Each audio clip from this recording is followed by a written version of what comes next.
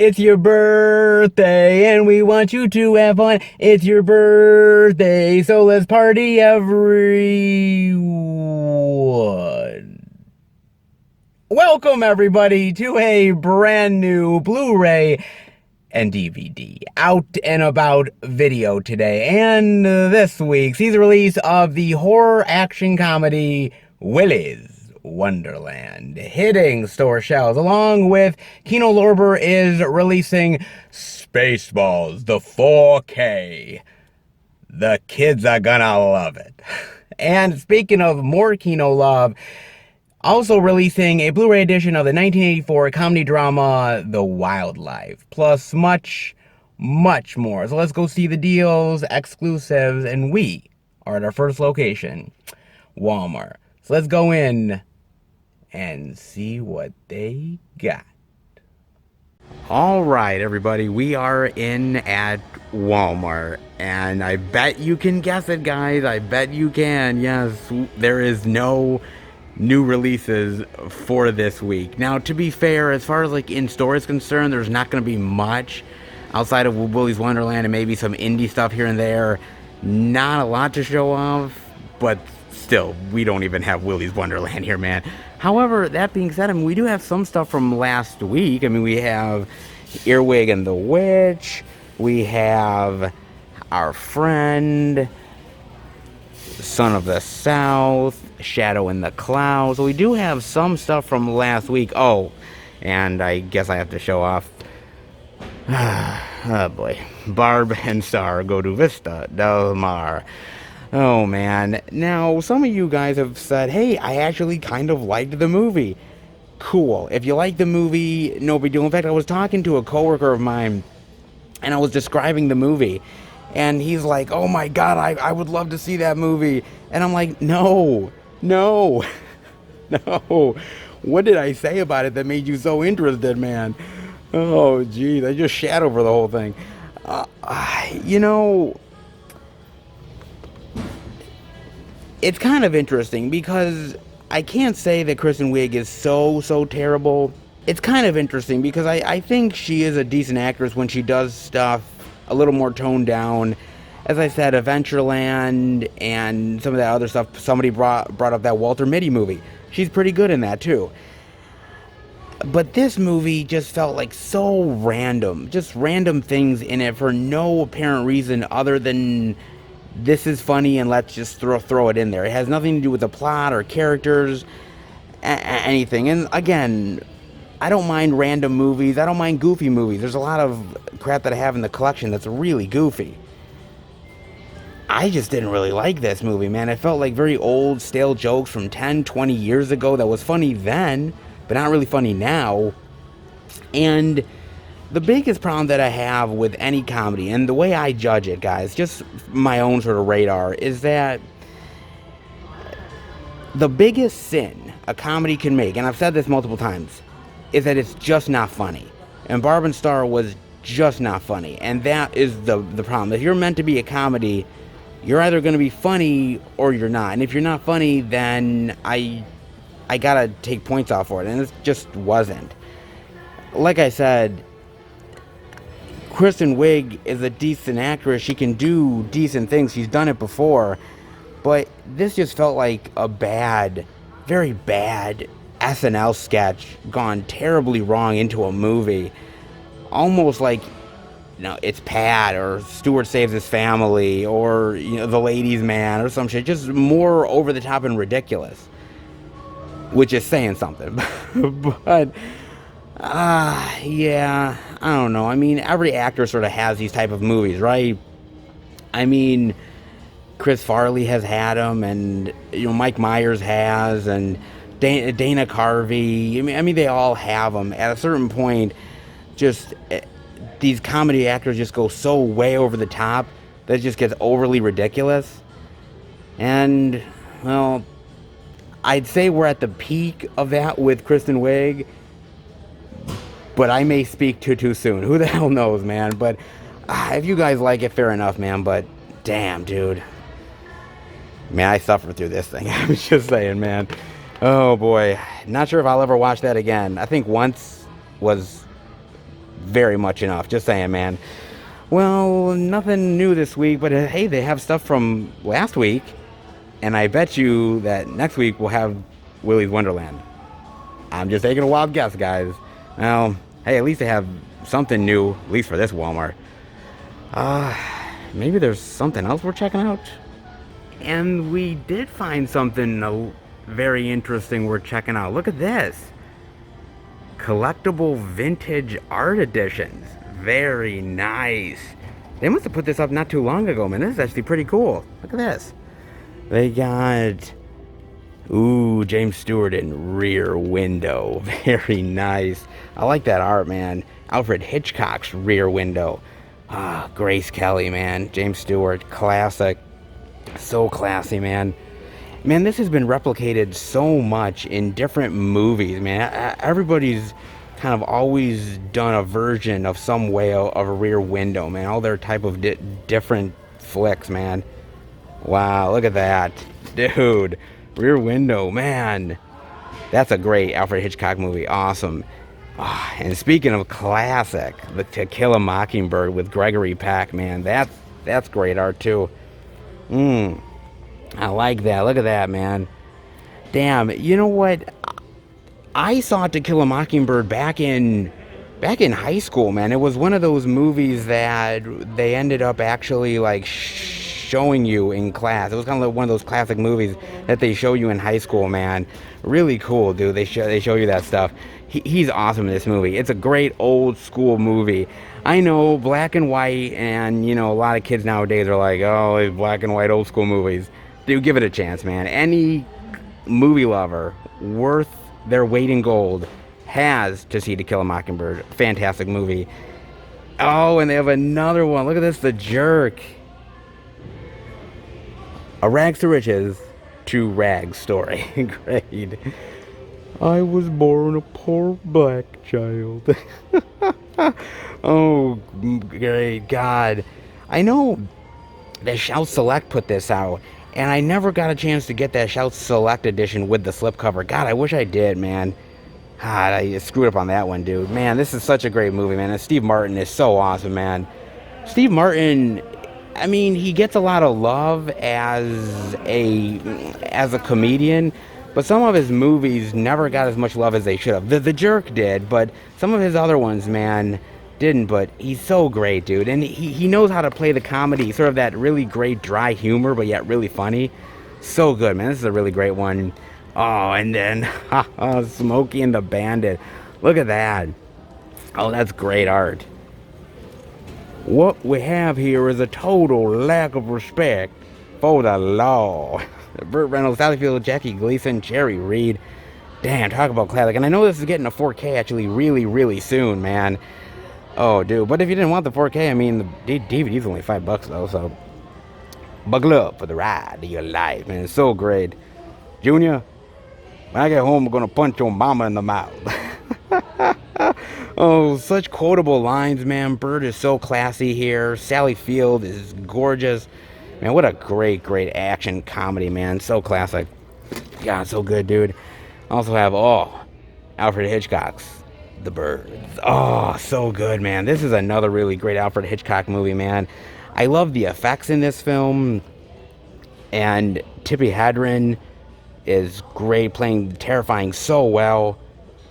I heard that Alfred Hitchcock was like obsessed with Tippi Hedren, like almost to like stalkerish levels. I heard that. There was very creepiness to it. But I mean, he knew how to basically film his actresses, and he knew how to get great performances out of them. And The Birds is awesome. One of the best Alfred Hitchcock ones. Like Rear Window, man. Awesome. That's so awesome, man. Oh, and speaking of really cool, look at that. American Graffiti. I love that art on this. Oh, that's great artwork. Oh, that's so cool, man.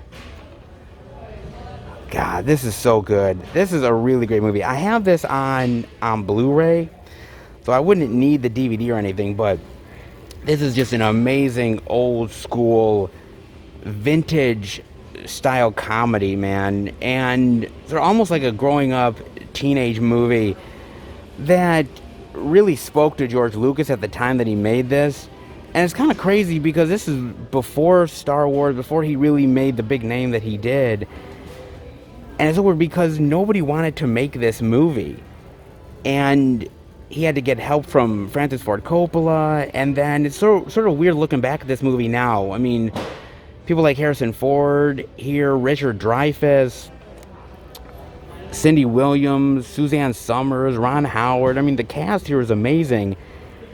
And to think that nobody wanted to take a gamble on this movie, man, it's... You know, now George Lucas is obviously known for Star Wars. That's what he is. But go back and look at, like, THX 1138 or American Graffiti, and you'll be surprised how really great those movies are, and kind of maybe an interesting idea of what he would have been as a director outside of just Star Wars. He not just done Star Wars. It would have been a very interesting career, I think. And American Graffiti is one of those great, classy movies, man. The soundtrack is awesome here. Soundtrack is amazing. How to Frame a Fig with Don Knotts. This is one I definitely have not seen. However, I am a Don Knotts fan. I like the artwork, though. I like how Don Knotts is so delirious there. Oh, man. As a lowly city accountant who suddenly finds himself caught up in an outrageous comedy of cover-ups. Huh. I have never heard of this one, but it looks really interesting, though. How to Frame a Fig. That might be interesting. Oh, and speaking of this, look at that. Oh, look at that. The old school vintage art series for King Kong versus Godzilla. Oh, man, that's so cool. In the most colossal conflict the screen has ever known. Oh, that's cool artwork. They should use that for the new movie. Oh, man. The two mightiest monsters of all time. Oh, man, this is the old school one. Woo! God, I haven't seen this in a long-ass time. That's so cool, dude, that they've got this. Oh, man. You know, with the new movie, I think a lot of people are going back and checking out the old-school King Kong movies and old-school Godzilla ones. And Lord knows, I'm sort of doing a little bit of a revisit myself. I mean, this one, I don't know if this movie technically actually holds up, really, as far as, like, effects and story is kind of cheesy as shit, but there's something about it that's sort of timeless with sort of the old school effects and the terrible creature costumes. There's something sort of kitschy and B-movie about it that I really love, man. Something that they just don't do anymore, dude. Oh, that's so cool. King Kong vs. Godzilla. Oh, man. Perhaps it's time for a revisit, considering the new movie is out. You guys haven't seen a true fight until you've seen a cheesy B-movie King Kong vs. Godzilla fight. Yes. Oh, that's so cool. That is awesome, man. They've also got Midway, the vintage art series, the DVD for $5.96. Look at that. Oh, that's cool. Charlton Heston, Henry Fonda. That's great artwork, man. That's awesome art. Battle of Midway. I was furious under the 1942. I actually forgot that they had actually made this as a movie, like an old school movie, because they did the newer movie like a couple years back, which is a really great movie. That film is not bad. I just totally forgot that they made one like this. Talk about like vintage old school that no one even really remembers, man. I mean, Charlton Heston is a well-known actor, so is Henry Fonda, but you know, there's certain movies that fall through the cracks, man, and Midway seems to be one of them. Great bonus features too. Shit. Wow, man. Midway. I might have to revisit this. I love like old war movies, man. I hadn't seen Midway thinking God knows how long. I totally forgot about it, actually. Oh, that's a cool one. It's a great one. They've also got MacArthur with Gregory Peck. This is another one that I don't think I've seen ever. Damned and decorated, vain and magnificent. I love that. Oh, I love that art, man. Wow, another one I haven't seen. That's fascinating. General Douglas MacArthur, one of the most controversial public figures of our times. A superb biographical drama with tastes of... Ooh. Oh, that looks interesting. I love Gregory Peck, man. I can't believe I haven't heard of this one. Or maybe I have, but I just never dived into it. A biography about Douglas MacArthur. That's got to be a good one, man, with Gregory Peck. Gregory Peck's phenomenal. Oh, that's got to be a cool one. If you guys know much about MacArthur, let me know. It's probably a cool cool war flick and a great biopic. And then we're seeing the Glenn Miller story. In good old Technicolor. Great. James Stewart and June Allison. Oh, that's a great one too. Great old school vintage art as well. And Stewart. Oh wow, the Glenn Miller story. Now this one I definitely have heard of. That's for damn sure. And another really great sort of biopic as well. It was a time to change the world, and one man put it to music. Oh, great. Man, I gotta tell you, man, people need to dive into these old school movies, man. Man, there's some really great, like, old school stuff that people totally forget about nowadays, man. I gotta admit, like, a lot of the movie lovers that are growing up nowadays, a lot of them, honestly, don't really go back and watch some of these old school movies. Like, I remember when I was growing up watching movies, like my mother and father showing me stuff, they took me back to old school movies to really make me appreciate where some of these movies came from and what they were influenced by. I really wish we would do that with the newer generation, man. Some people go back and other people really don't, but God, movies like the Glenn Miller story is really fantastic, man. A really great biopic. It hadn't been a long time since I watched it, but boy, really, really great one, man. Oh, and speaking of really great and memorable as hell, and my favorite Alfred Hitchcock movie of all time, Psycho. Oh, so good, dude. I love that vintage art as well. So awesome. Dude, that's great. Man, that vintage art is killer. No pun intended. Oh, man. This is such a great movie, dude. The twists and the turns. Norman Bates is one of the best horror icons, in my opinion, of all time. Janet Leigh was amazing. Anthony Perkins solidified film history with this role. I love the black and white. I love the killing. It leaves a lot of it up to imagination. So well done, man. Just a real thrill ride. And to me, man, Alfred Hitchcock was one of the true masters of the macabre, man. He really just made you really think and be shocked and feel for characters and dive into the horror.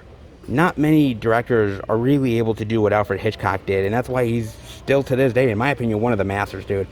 So great. Oh, that's such a good one, dude. McHale's Navy, another really, really old school one, man. Ernest Borgnine, Tim Conway. Woo! Blast from the past, dude. God, I watched this one way, way back, man. Like, geez, like 20 years ago or something, it feels like. God, it's one of the ones that was like taped on a VHS that my mother and father had. My God, man. This is a great one, dude. I know they had remade this movie, and I actually don't mind the remake. I think the remake had like Bruce Campbell in it and like Tom Arnold and a couple of other people. It's actually not bad.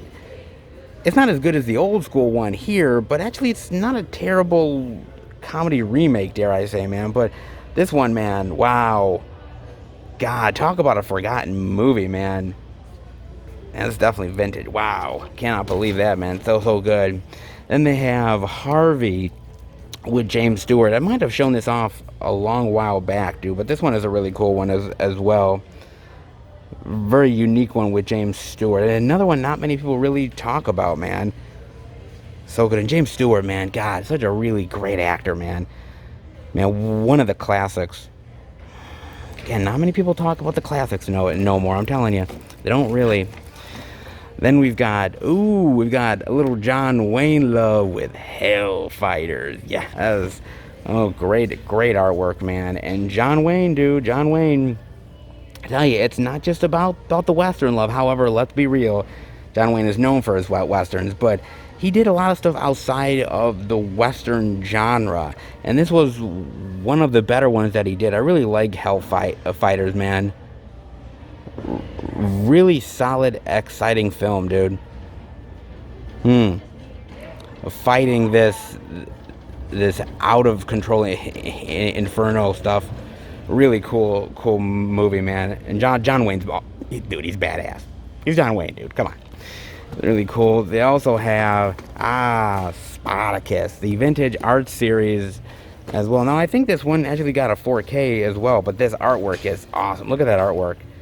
Beautiful.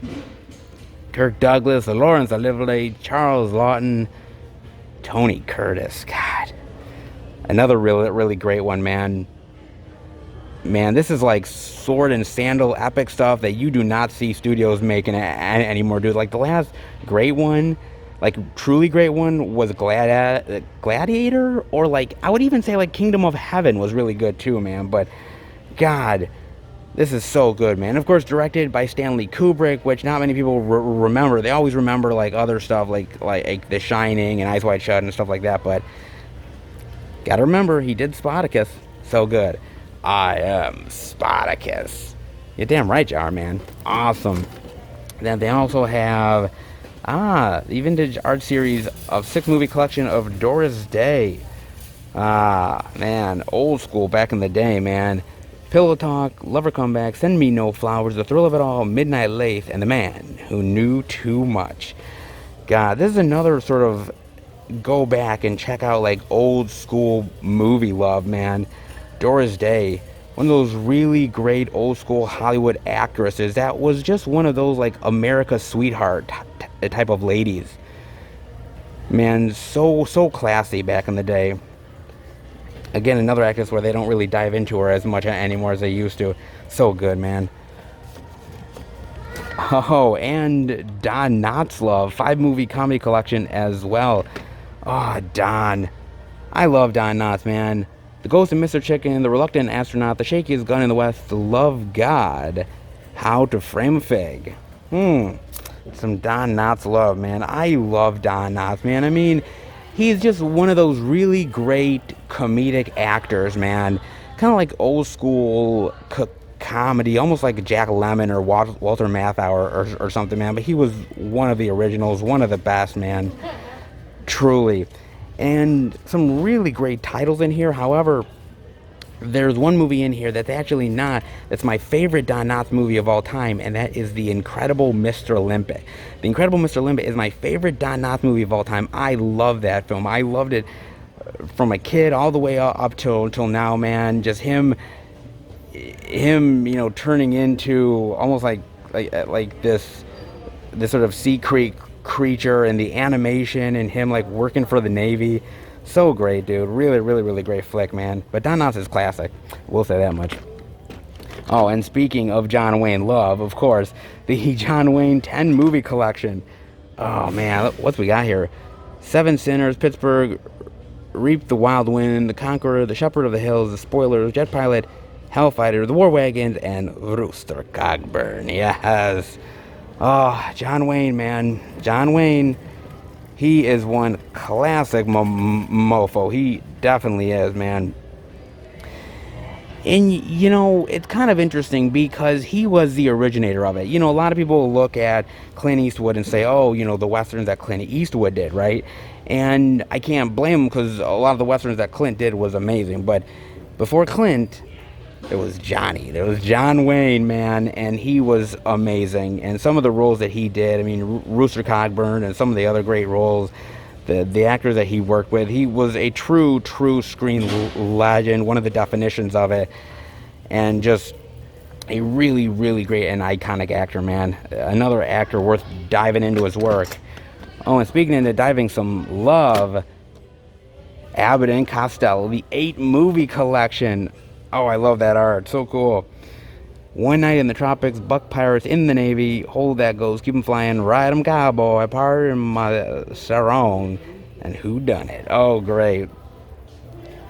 A very funny duo, man. Very funny. Of course, they forgot like old school stuff like Abbott and Costello, Me Frankenstein, or The Wolfman, or all those. Of course, those are like, everyone remembers those ones because they're like the most iconic of them all. But Abbott and Costello, those are old school movies that like my mother loved back in the day. She loved like those old school comedy ones with Abbott and Costello and the horror stuff.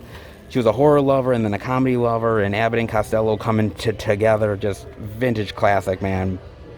God. I watched some of these ones because my mother was such a fan. She sort of, I guess, made me watch it. But it was funny for the time. I mean, you know, you look at comedy duos nowadays and they take a lot of stuff from Abbott and Costello, but man, so good. Wow. So good, man. And wow, what a great vintage art series, man. Look at this. So cool, dude. Man. Wow, look at that. Man, I love the vintage art.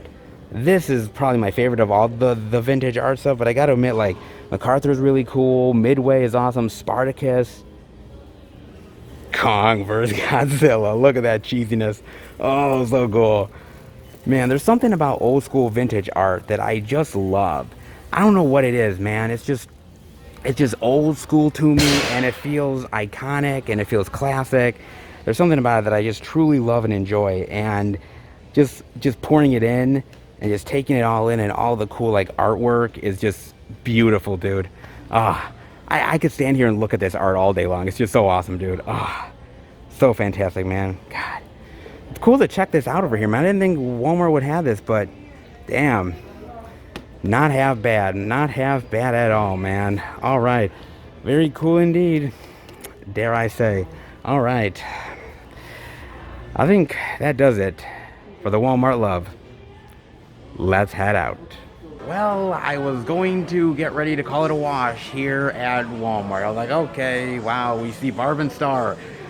I have to relive my nightmare again.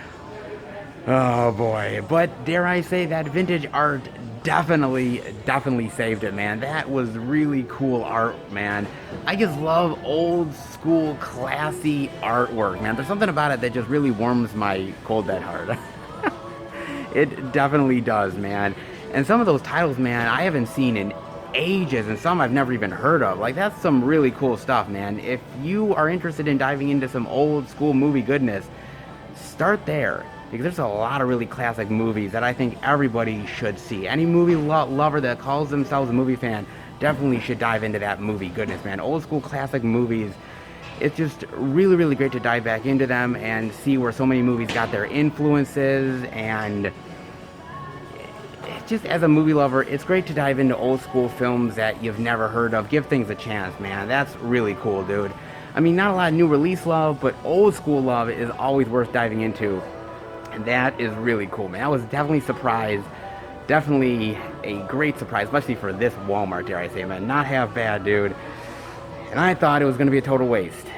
Man, was I wrong, dude. Pleasant surprise indeed. Hope you enjoyed it. Let's head to the next location, and hopefully more physical media love to come. All right, everybody. We are at our second location, Target. Now, before we go in, I got to talk to you about an article that I saw on Facebook very recently, and hate to be the bearer of bad news, but yet I'm going to be giving it regardless, guys. So, this article is ArcLight Cinema's Pacific Theaters will close permanently. ArcLight Cinemas and Pacific Theaters will close down, a victim of a global pandemic that brought moviegoing to a standstill. The news comes as things were beginning to look up for the hard-hit exhibition industry and serves as a reminder of the economic devastation wrought by a public health crisis and upended cultural life. After shutting our doors more than a year ago, today we must share the difficult and sad news that Pacific will not be reopening its ArcLight Cinemas and Pacific Theater locations. This was not the outcome anyone wanted, but despite a huge effort that exhausted all potential options, the company does not have a viable way forward. Now, it does say that somebody could come in and potentially buy the theaters, obviously. However, that might be a little bit tough. It says that a recent report on IndieWire stated that Pacific Theater's exhibition had not paid $1,801, well, almost $182,000 in back rent in March of 2021 and could owe on the order of $2.2 million for a full year. Ouch. Yeah, that's a little bit rough. Now, this theater, guys, by the way, has been featured in cameos from Melrose Place all the way to Once Upon a Time in Hollywood. and literally has hosted a lot of industry events and a lot of movie premieres. It's a very, very popular theater chain that has now gone under. Basically, this is all on addition of everything else that has went on. Other theaters have had a difficult time of surviving this past year of closures and movie delays. Alamo Drafthouse has filed for Chapter 11, while major chains such as AMC Theaters reported some $4.4 billion, that's with a B, in losses related to the COVID era. Yep. COVID has ruined everything, guys. And now the movie theater industry is literally almost on its last legs, dare I say. And I've been constantly reporting about the movie theater stuff to you guys every now and again. The filing for bankruptcy and the working with streaming chains in order to possibly, maybe get a little bit of a better deal and still survive. This is a reminder that it's not easy out there anymore. And an industry that was once untouchable is now completely on its knees and begging for help, essentially. I mean, it's interesting because I haven't been to the movies in over a year. And there's a lot of these movie theater chains that haven't even been open for a full year. And they've literally been just hoping and praying that every single month of every single year the pandemic was going to get better, that movies were going to open. As I said, Tenet was supposed to be the savior, and we saw what happened with Tenet.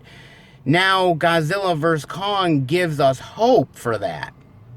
It gives us hope for the fact that people want to see these big event films. They want to go to movie theaters to see them on the big screen. There's a hope there with Mortal Kombat coming and other movies. There's a chance that maybe things are turning around, that the tide is turning in a lot of ways.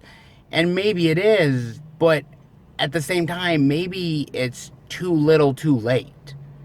And I think that's also a problem. I mean, it's tough because there's so much at stake here, isn't there? I mean, if you really think about it, streaming has become the absolute 100% norm for many Americans out there throughout the past year. And it has just become the normal way of doing things. And the comfortability of it. And now having to say to somebody that they're going to go to a movie theater and possibly get infected with the coronavirus, or, some other major thing may happen. There's no 100% guarantee of anything right now. And the idea of consumer confidence is slowly building up, but it's not there yet. It's just not 100% there as what we would want it to be. I don't know, man. I mean, my Regal cinemas are starting to open up with Mortal Kombat coming up very, very soon. I know some movie theaters are already open, and there's a hope that we're going to get back to some normalcy. But I'm going to tell you guys, and I'm going to be really honest and real with you, that we're not going to get back to normal anytime soon. 2021 might start to head into the right directions, but we're not there yet. And 2022 might start to see normal, but even then, things are going to look a lot different. ArcLight is down. This theater chain is done. AMC, is owing so much debt. People are in bankruptcy. Where does the movie theaters go at this point? They're making back-end deals with these companies. Oh, we'll stream, like 30 some odd days after the release, and we'll give you the streaming rights to this. And they're having to work with these streaming companies now because there's no other way around it. They literally have to do it for survival purposes. And so I can't wait to get back to the movie theaters. I want to go, but at the same time I want to be safe. At the same time, have I gotten used to watching stuff at home? Yes, I have. There's a certain comfort to it. There's a certain sense of relief of being home amongst people that you know, that you're not in a crowded place with people. There's a lot of uncertainty right now with movie theaters that I don't think right now they can overcome. They're going to try to do their damnedest, and I hope they survive, man. But I don't know anymore. Like, you know, like 6 months into this pandemic, I said, there's a possibility we could get back to normal. And then slowly but surely, I've lost confidence in that. And I don't want the movie theater experience to die. I don't. Because I look at experiences like Avengers Endgame. And, you know, as much as I enjoy movies at home, nothing can beat that. Nothing can beat the rush of being in a crowded movie theater with people just clapping and cheering and all having the same emotion at once. And it's just powerful. It's a powerful experience that just can't be beat. And I just don't see where these movie theaters are going to go anymore at this point. I just don't. I'm hoping they survive. But if the ArcLight, that is a very prominent movie theater chain within the industry, can go down, if that one can go down, then any one of them can be picked off. And that's huge. So let's hope they survive. Let's cross our fingers. But this is sad news, and it's a wake-up call that movie theaters aren't safe, and they could go in the drop of a hat. So don't take them for granted, because before you know it, you won't even be able to go to one. Definitely let me know what you guys think about that. In the meantime, well, it is a slow release week, but doesn't mean we can't find anything. We could, and maybe we might be able to find something in good old Target. Let's hope. But the only way to find out the inside is let's go in. Check it out. All right, everybody, we are in at Target, and a lot of the same similar stuff we've been seeing. You got WWE for Love, you got Soul. Oh boy, we've got Barb and Star Love still. Yay. Shadow in the Cloud. You'd think we wouldn't have anything new here at Target to check out, but you be wrong. Willy's Wonderland, yes, the Blu-ray for $29.99. Man, that is pretty high, damn, for a new release here at Target. But Willy might just be worth it. Oh, baby, baby, baby, man. It doesn't come with a slip cover, but I don't think it actually did come with a slip regardless. I think it's just basically the Blu-ray, no slip. Oh, Willy's Wonderland, man. Join the party. Indeed. Oh my god. So I got a chance to watch this on Amazon Prime, and I did because I had to check this out. I mean, come on, it's Nicolas Cage, man. I love me some Nicolas Cage, man. I'm an old school Nicolas Cage fan, man. And everybody was talking about this really wild premise of these animatronics that are attacking somebody, and he has to survive the night. And it was just a premise. They're like, oh man, and Nick Cage is in it? This is a must watch, dude. And Nicolas Cage has gotten a lot of love from a lot of the cult fan base as of late, doing movies like Mandy or Color Out of Space that has really sort of garnered him a lot of love in certain genre circles. And so people were really looking forward to Willy's Wonderland. So was I. Now, basically, the premise is very simple. There's this loner who wrecks his car, and basically this one guy says, okay, if you clean my facility through the night, I will pay for your repairs, you can go home, and all is said and done. This guy's a drifter, kind of a loner, doesn't really say anything, and he agrees. And so he's cleaning the night. Lo and behold, what he didn't anticipate, yeah, you gotta clean, and you gotta wipe stains and shit off toilets. It's really horrific. However, the animatronics come into life, perhaps even more horrific, ladies and gentlemen. Yes, he used to battle the animatronics, man. Now, I was particularly happy about this film because I am an old school fan of Chuck E. Cheese's, man. I used to go to Chuck E. Cheese's constantly when I was a kid, man, for birthdays and other friends' birthdays, and just go there for fun, man. And Chuck E. Cheese's was really always fun. It was always cool. But there was something about those animatronics, man, like Chucky and all those other ones. It was kind of creepy, wasn't it? Like really creepy and weird. And you sitting there like something's wrong here, like with their eyes and the creepy song that they'd play. Like it just kind of little unsettles you. And then your mom would say, "Go play in the ball pit," and then suddenly you totally forgot about the creepiness of Chucky and everything. And so I'm like an old school fan of Chuck E. Cheese's, man. So this movie was right down my alley. And a lot of people were also interested in this because it reminded them of that video game series Five Nights at Freddy's. Now, mind you, I've never watched Five Nights at Freddy's, any of the footage. I've never watched any of that, and I've never played any of the game. So I have really no idea about Five Nights at Freddy's, but I did end up looking up the synopsis, and yes, it is eerily similar to Willy's Wonderland. So I'm assuming that guy definitely took inspiration for his movie, especially with Five Nights at Freddy's. But I gotta admit, this movie, man, is a really great wonder. It is awesome, man. I love this movie. I love the humor. I love the kills. I love badass Nicolas Cage here.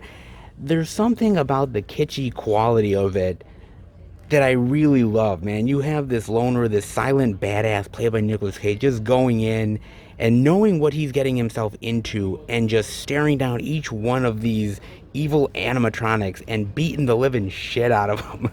Like, it's so cool, man. It's so great.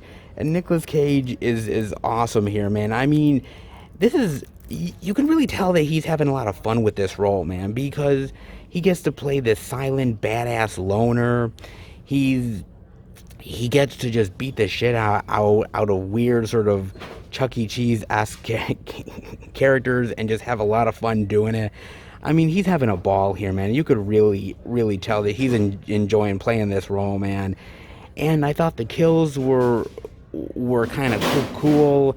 I really love sort of the fodder here, because you get these stupid teenagers that want to, kill the whole Willy's Wonderland because they have their motives, and they come in, they're just fodder to be killed, man. But there's something about that they're total red shirts, man, but they get their comeuppance, and it's so cool, man. And there's something about the concept of creepy animatronics coming after you that is fun yet very sinister, because again, like, these things that are supposed to be giving you joy and fun and making you smile and laugh almost feels like their intentions are anything but, and they're just creepy and insidious. And I love the design of some of the animatronics. They look goofy and weird, but yet just kind of scary and creepy enough to really make it effective. There's something about it that I really truly enjoy, man. I love the design of it, and I love just how just batshit insane Nicolas Cage goes in this movie. He doesn't go like so batshit insane like Mandy or Color Out of Space, but he goes just like badass insane enough where he is ready to rip off these animatronics' heads and just kill for the sake of killing. Just really, really fun stuff, man. And it was a ball watching every single second of this, man. It really was. And I know a lot of people maybe had their reservations about this movie after watching it. Maybe they went in with higher expectations, thought it was going to be something like Mandy, where it was going to be sort of this very wild and bloody and crazy violent movie. And in some ways, I'm not gonna lie, I never really thought it was gonna be that, but I will admit that there is a certain level to it that is just madcap insanity that I really appreciated, man. Just this madcap craziness. The movie reminded me more of something like the Banana Splits movie than anything else. I actually think this movie is a little bit better than the Banana Splits movie. I mean, the Banana Splits movie is good and I like it, but there's something about this movie where seeing Nicolas Cage and seeing him wear a Willy Wonderland shirt, playing pinball, downing cola, and kicking all kinds of animatronic ass is somehow incredibly pleasing. And I didn't really know that I needed it in my life until I actually saw it. And now I want more. I so do, man. It's just infectious fun, this movie is. And if you're looking for a good sort of Nicolas Cage romp, yeah, there's no one-liners and there's no like like stupid Nicolas Cage quotes, but I'm okay with that, man. Seeing a badass loner, silent Nicolas Cage kicking all kinds of like Chuck E. Cheese-esque ass warmed my cold dead heart, man. It really did, man. This is a fun time and really well worth your time, truly. As an old school fan of Chuck E. Cheese, and just remembering the creepiness of those old school days of those animatronics, and like, what are they really thinking? I appreciated Nicolas Cage ripping their damn heads off. I did indeed, man. So good, so fun, man. God, oh, love that movie so much, man. Well, that's the only release this week, but I gotta admit, that alone is really worth it. No doubt, man. Pretty damn good. Just Willy's Wonderland alone. Awesome. All right. Let's head out. Yes, it is a slow physical media week, guys. All right, truth be told, it is, man. However, look, you gotta give it up for Target. They at least had the one main title that came out this week. And if you're at least asking them to at least supply the new release this week, well, they actually kind of did it. So big props to them for the one title that came out this week. If that's any kind of praise, sure, why not? And I'm noticing they also have a $13 value movie section. I want to check that out for a second. Value movies, $13 and under. See what they got, man. They got a little Blu-ray Scoob. Wait a minute, $14.99. I thought it was $13 and under. I mean, they're already lying. What? $14.99 is a decent price, so all things considered, man. Also, Pikachu, Detective Pikachu, I should say, for $12.99, pretty good. Addams Family, $13. Secret Life of Pets 1 and 2, $12.99. Trolls World Tour. God, they're literally puking the rainbow. Wow, DVD for $22.99. That seems really high for that, man. Holy shit. Damn. They got Blu-ray DVD, Digital Secret Garden, Fantastic Beasts, The Crimes of Grindelwald. I know they're filming the third one now, of course, without Johnny Depp, of course, but that's a whole nother thing. But let's hope it's good. Second one didn't deliver as much, man. Of course, I got the Divergent series, the 3-film collection for $13. Actually, really great price for this, man. And truth be told, not a bad trilogy, all things considered. First movie's pretty solid. Second movie, not as great. Third movie's pretty decent overall, man. Not a bad series. Of course, they were supposed to make that fourth film, and I doubt they'll ever do that now, man. Shame on that one. Of course, you have the 5-movie collection of the Twilight Saga for $13. That is way too fucking high. That's for damn sure. Then I can only imagine pretty good faith-based movie. I do like that one. And for $7.50, that's a good one. The Secret, Dare to Dream, $13. Of course, Dog's Journey and Dog's Purpose, pretty good flicks. Oh my God, Land Before Time. Oh God, I love the original Land Before Time. That was sort of my jam when I was a kid, man. Yo, it was totally my jam. Really cool. God, Land Before Time, that's awesome. God, I love that first movie. I kind of saw some of the sequels. They were okay, but the original is so good, dude. Man, the Abominable and the Boss Baby and the Blu-ray digital of the Boss Baby as well. I think they're doing a sequel to the Boss Baby, I thought. Well, it's okay, but, you know. I'm just wondering what the sequel's gonna be. Wow. He shits in his diaper again. You know, it's the boss when the parents have to clean up your mess. Literally. the other side, we got Hobbs and Shaw for $7.59. Kind of an odd little price, actually. But I gotta admit, a really, really great, solid, dumb, fun action movie, man. I mean, truly, it's actually a really solid film. And I kind of thought to myself, Hobbs and Shaw, like a spin-off to Fast and Furious, how good would that really be? Truly, actually fun as hell, man. Ridiculous, over the top, cheesy as hell, but damn, was it fun. I kind of heard they want to do a sequel to this. I would love to see a sequel. I've not heard any formal plans, but Jason Statham and The Rock together, man, it's such a badass combo, dude. And I had a hell of a lot of fun time with this movie, man. One of the best Fast and Furious movies. Truly, it really is, man. Great, great fun, dude.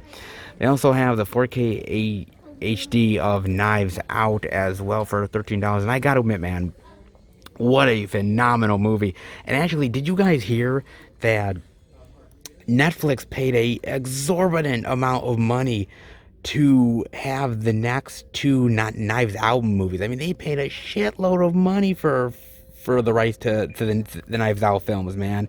I mean, Daniel Craig is coming back, or Ryan Johnson's coming back to direct. I'm looking forward to those movies. But man, I mean, talk about like the streaming wars big time, dude. They're like going all out, man. I mean, Knives Out was a great movie. I'm just hoping the next two will be. Oh, I'm hoping. Let's hope, dude. I also got Jurassic World Fallen Kingdom. I'm not a big fan of the Jurassic World movies. They're not terrible, but I like the more older Jurassic Park movies. I am hoping the third one's good, though. I mean, all things considered, I mean, there's an interesting idea to the third Jurassic World film that I am looking forward to if they pull it off.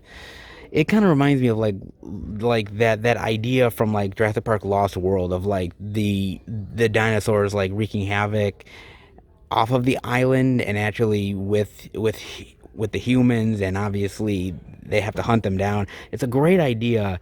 I hope they execute it, man. But the other two movies, not a big fan of them, do. But Chris Pratt, he is badass. I'll give him that, man. Also got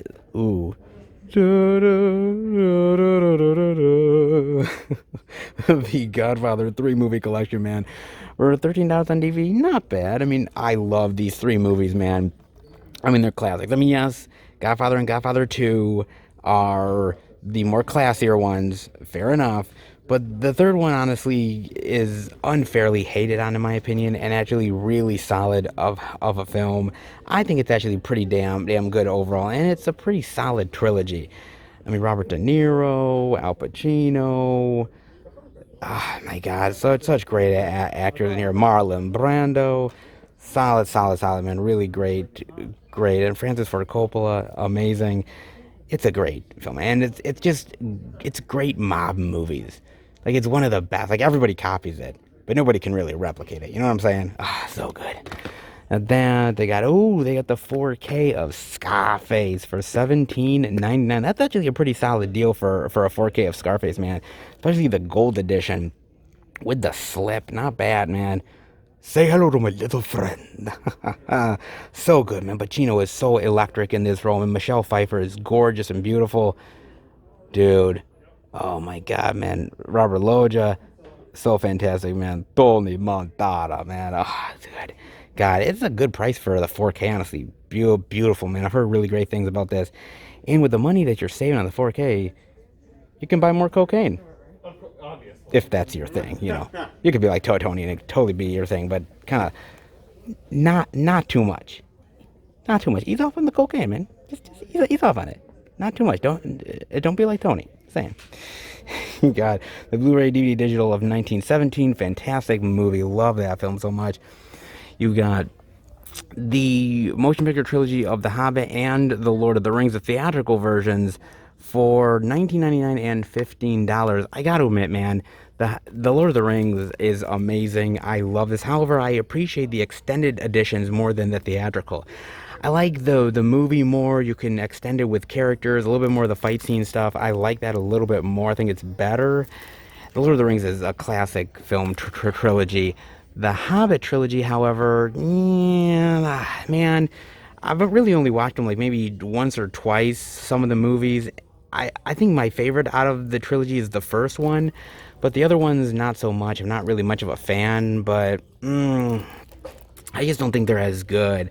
The CGI and the story and the characters just not as classic as the Lord of the Rings, man. However, I do know they're doing that Amazon TV show, which I'm kind of looking forward to. But hey, we'll always have Lord of the Rings, put it that way. Also have the Blu-ray DVD digital of Midway for $13, and that's actually a really solid price with the slip. Not bad, man. A great, great war movie. In fact, kind of weird. I saw the original Midway at Walmart, and now a good sale for the remake to Midway. How crazy is that, man? It's wild. But a great, great war movie, man. Really, really like the visuals are stunning in that one. Of course, Blu-ray DVD digital of John Wick and the DVD of John Wick 3. Man, do I love these movies, dude. Keanu Reeves is badass, and like everybody copies John Wick now. Like everybody does, man. It's sort of like the in thing now is to copy John Wick. But these movies are so awesome, man. John Wick 3, I mean, 1, 2, and 3 are amazing. What am I talking about? They're all badass. Keanu Reeves is amazing in them. The action is kick-ass. It's great, dude. Really wild. I'm looking forward to 4 and 5. God, these movies just keep getting better and better and better and more kick-ass. And it's just like always like they up the ante every single time. Like, what else is he going to use to kill people? And all the headshots and the badass maneuvers. Like, Keanu Reeves gets older, but as he gets older, he gets more badass. How's that possible, man? He's so good, dude. That was great. Creed 2 as well with the slip for $9.99. Not a bad price. Now, did you guys hear they are making Creed 3? Michael B. Jordan is going to be directing it, but Stallone's not coming back, man. He's not coming back as Rocky, which really kind of pissed me off. I mean, I like his arc here in 2, and you could kind of argue that maybe his arc is over in 2, but I kind of wanted him to maybe go out like Mickey in like another part 3. That would have been really cool, but damn it, man. I mean, I'm looking forward to Creed 3, depending on how they do it, but it depends. I've heard rumors, but without Stallone, man, I'm kind of on the fence. I don't know. But Creed 1 and 2 are pretty solid, though. You also got, he's the one that called Dr. Sleep. He's the one that make you feel alright. I couldn't help myself, guys. Dr. Sleep, man, God, such a really great sequel, man, to The Shining. And crazy enough, like, if you were to have told me, like, 10 years ago that there was going to be a sequel to The Shining, and it was actually going to be pretty damn good, I would have called you a fucking liar, man. But it's so really well done. Ewan McGregor is fantastic here. Rebecca Ferguson is amazing as the villain. And Mike Flanagan, man, he really is a solid horror director and really is a really great student of film and really knew how to make a very scary, creepy, mesmerizing movie that really paid a lot of great homage to The Shining, man. So such a really awesome film. Of course, you have It Chapter 2 for $14.99, which, by the way, it's not as good as the first movie. I understand that. It's not as good, and I get it, guys. The first movie is so much better, but there's something about that second film that I really do enjoy, man. I don't know. I like the grown-up versions. I still like Pennywise here. Yeah, the story's a little bit weaker, but I don't know. I thought it was pretty decent overall. I wasn't expecting the first film. The first film is so classic, but I still enjoy it. Yeah, it's kind of weak sauce, but I enjoy it for what it is, man. I still think Pennywise is solid here. And then they also have the Blu-ray DVD digital of The Invisible Man for $12.99. What a great, great film, man. Such an awesome reinvention of the universal monster character of the Invisible Man and updating it for modern times and modern sensibility. Such a really, really great tale for the budget that they had and what they were able to go for. Thought Elizabeth Moss was brilliant, and I just thought everybody did a really fantastic job here. And Lee Winnell, man. Lee Winnell was such a wonderful, wonderful director that really took this concept and really rolled with it, man. So awesome, dude. So fantastic, dude. The Invisible Man is amazing. Actually, some pretty solid prices, all things considered, man. Some pretty solid stuff here.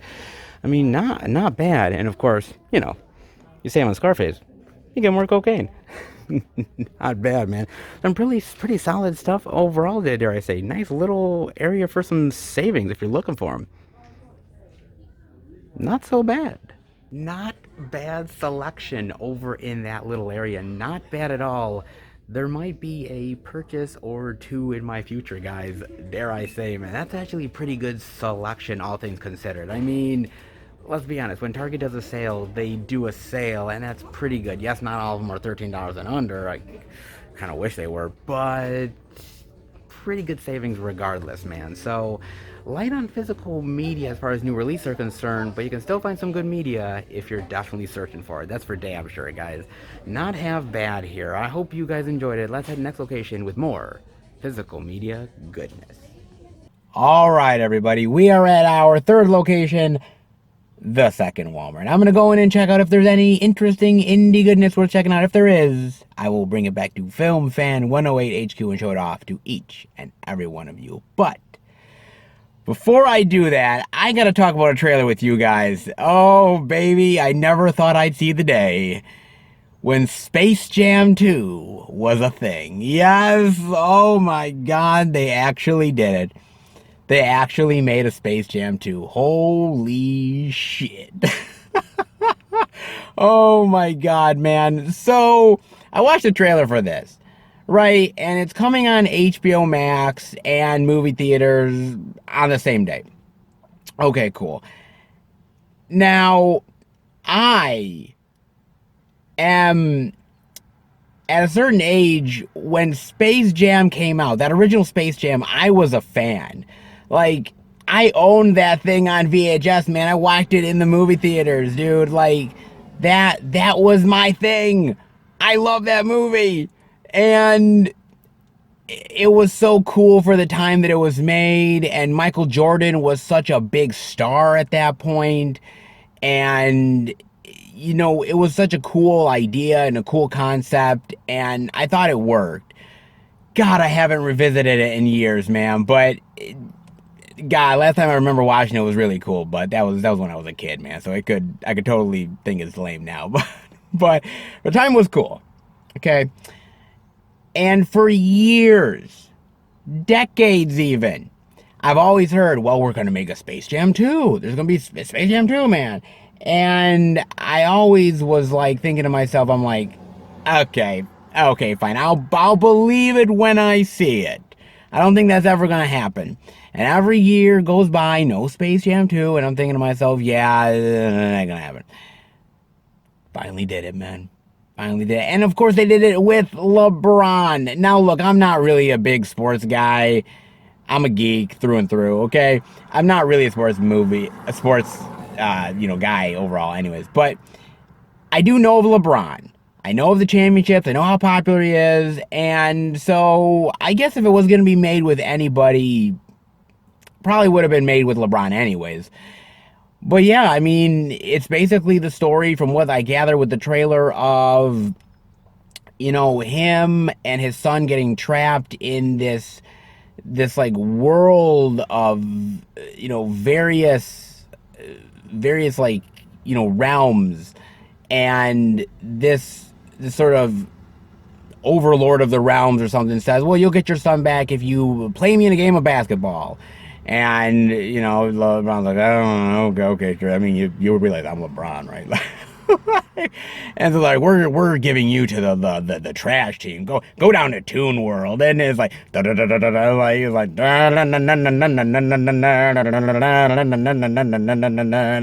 Bugs Bunny, Lola Bunny, Porky Pig, you know, the old granny, you know, they're all fucking there, man.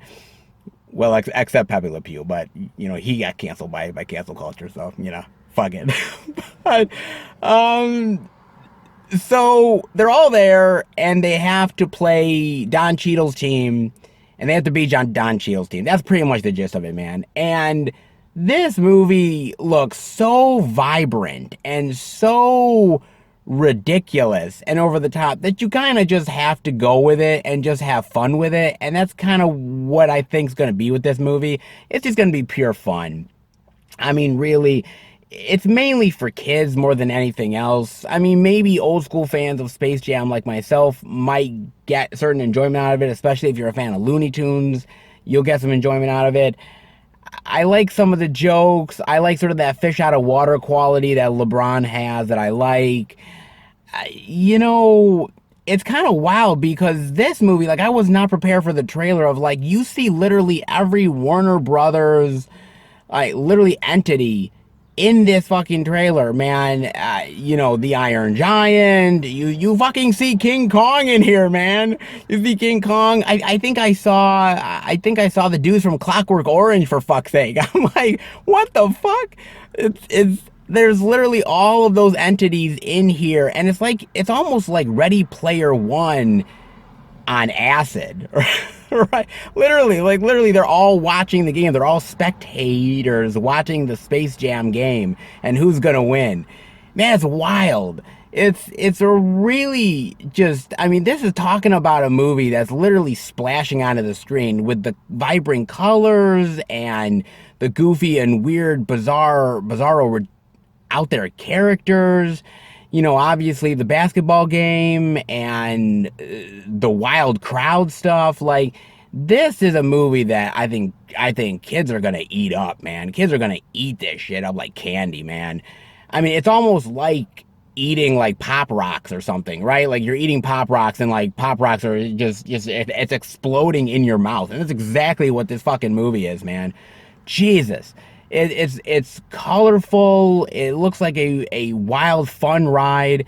And if you're a fan of Looney Tunes and you're a fan of some of that other stuff, this might be really cool, man. I mean, I never thought in my lifetime I'd see another Space Jam movie. I don't know, man. Like that was such a unique movie for the time that it was made. And it was so cool for that moment in time with Michael Jordan and the animated characters, and you had that Bill Murray cameo, which was really cool, and there was just stuff in there that just I'm sort of nostalgic for. So maybe this might have a nostalgia itch to it. It's gonna be cool for kids, fans of Looney Tunes, old school nostalgic fans of the original Space Jam, and hey, maybe we might actually just get a cameo from Michael Jordan. Maybe. Cross fingers. I mean, you know, bring him in. Hell, geez, you're bringing in everybody else. Why not Michael Jordan, man? Jesus, dude. It looks pretty cool, wild, ridiculous, over the top, but it's Space Jam. What wouldn't you expect with that? So, it looks fun, man. Way over the top, but I gotta admit, I do kind of want to check it out. Oh, man, I gotta check out the original Space Jam. Space Jam. I haven't seen that in years, man. God. That definitely warrants a revisit. It's for damn sure, man. Let me know what you guys think of that movie, man. Boy, wild trailer, man. But looks like a hell of a lot of fun, man. But in the meantime, let's head into the second Walmart and see what indie goodness we might be able to find. Well, I am here at the second Walmart, guys. And when entering into this, I had a certain sense of dread because I'm like, oh my God. With such a small release week and not much to show off, I figured this second Walmart really isn't going to have a lot, if anything at all. I mean, especially after last week where we had like 10 titles to show off. I'm thinking like, man, there ain't going to be nothing here to show off at all. And actually, you'd be wrong, because yeah, it's not like 10 mega titles. It's a few here and there, not a lot. But you want to know what? Considering that I thought we'd see nothing this week here at the second Walmart, that is actually quite a pleasant surprise. So you want to know what? I'll take a few here and there. Very interesting goodness this time around. Not a lot, but still worthy to show off. So you know what that means, Seth, buddy. Let's show off that physical media, shall we?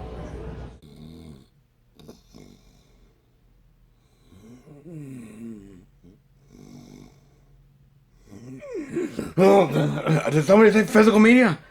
Did somebody say physical media? Oh, you want me to show off the physical media? Yes. Of course I will. I totally wasn't sleeping on you. It was just a power nap, I swear. When you're hustling physical media, guys, man, you need a power nap or two, okay? Oh, baby. Yes, I'm going to show off the physical media, guys. You know I will, man. Oh, and more Walmart indie goodness. Why wouldn't I, man? It's so damn good, dude.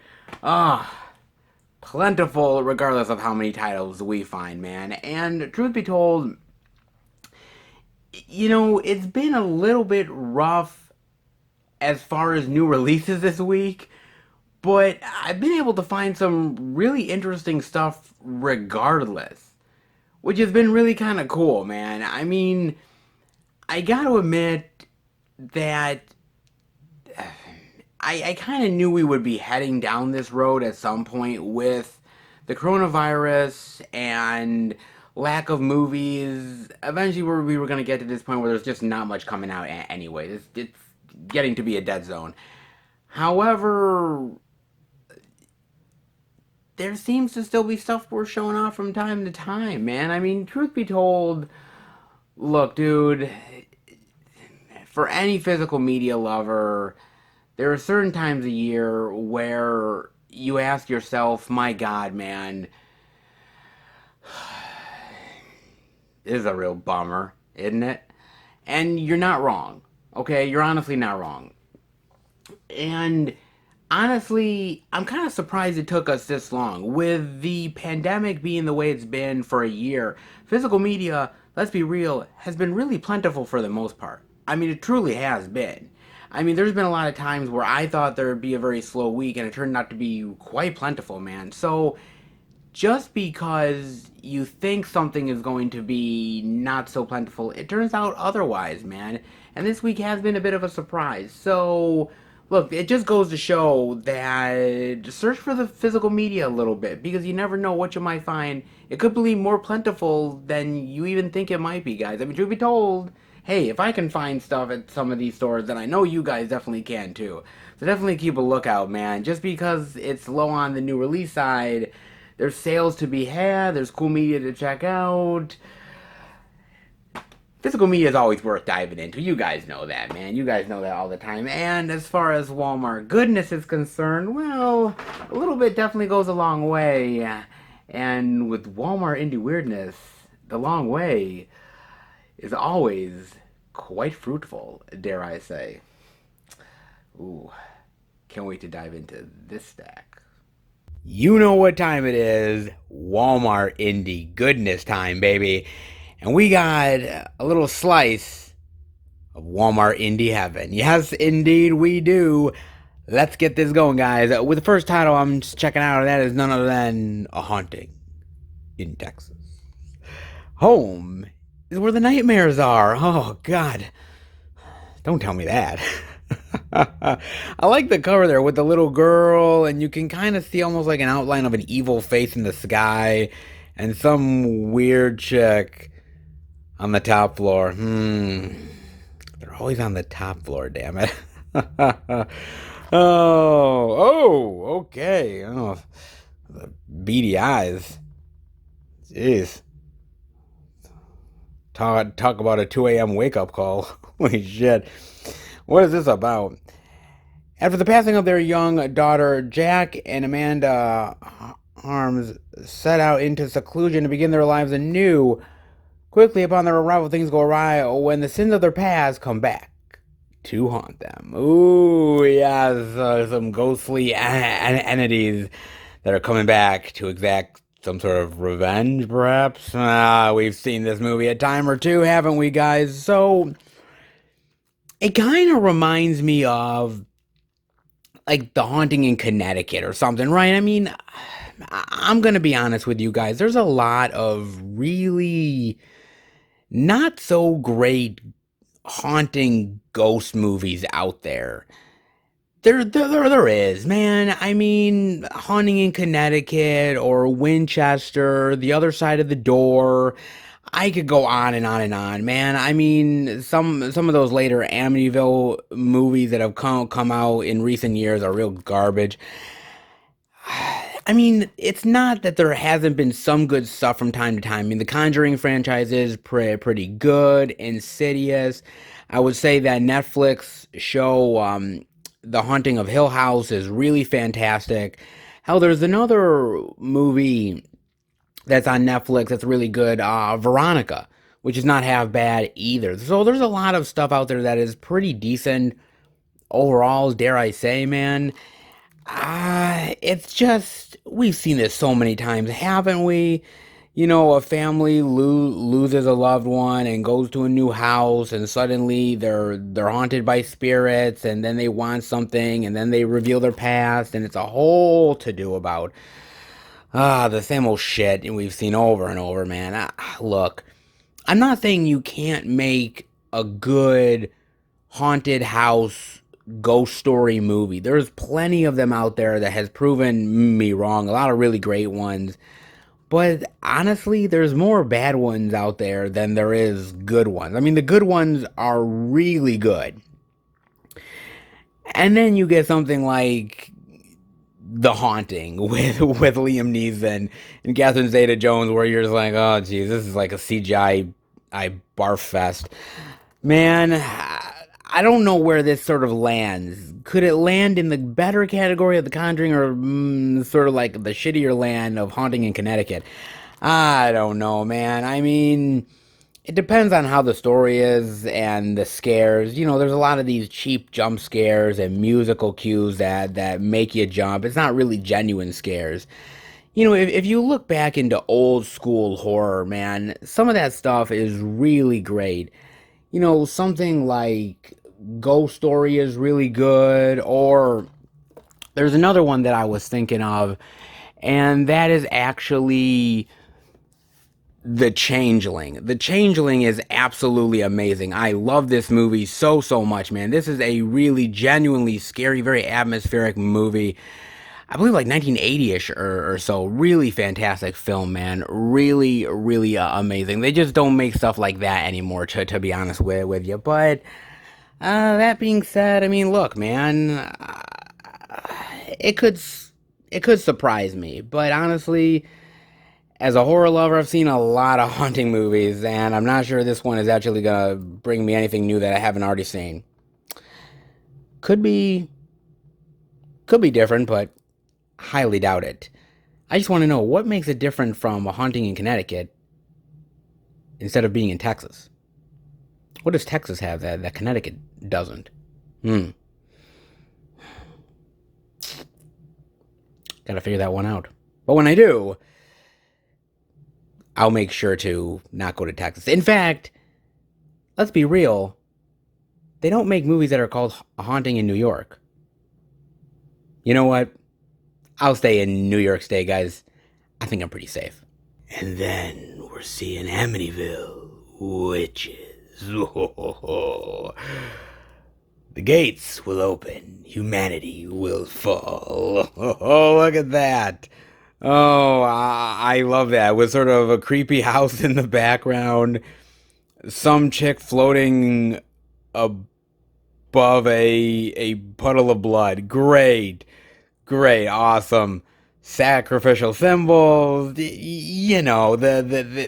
creepy evil witch stuff that, we've come to love and enjoy. Of course. Amityville witches. What does this have in store for us? Jessica arrived at the prestigious Amityville Academy, ready to take the unexpected place she's been offered. After meeting the head of the academy, Dominic Marcombe, things begin to take a darker turn. Jessica realizes she's not there to be a student, but to be a sacrifice. Executed to unleash the demon Botus in order to spread terror throughout the world.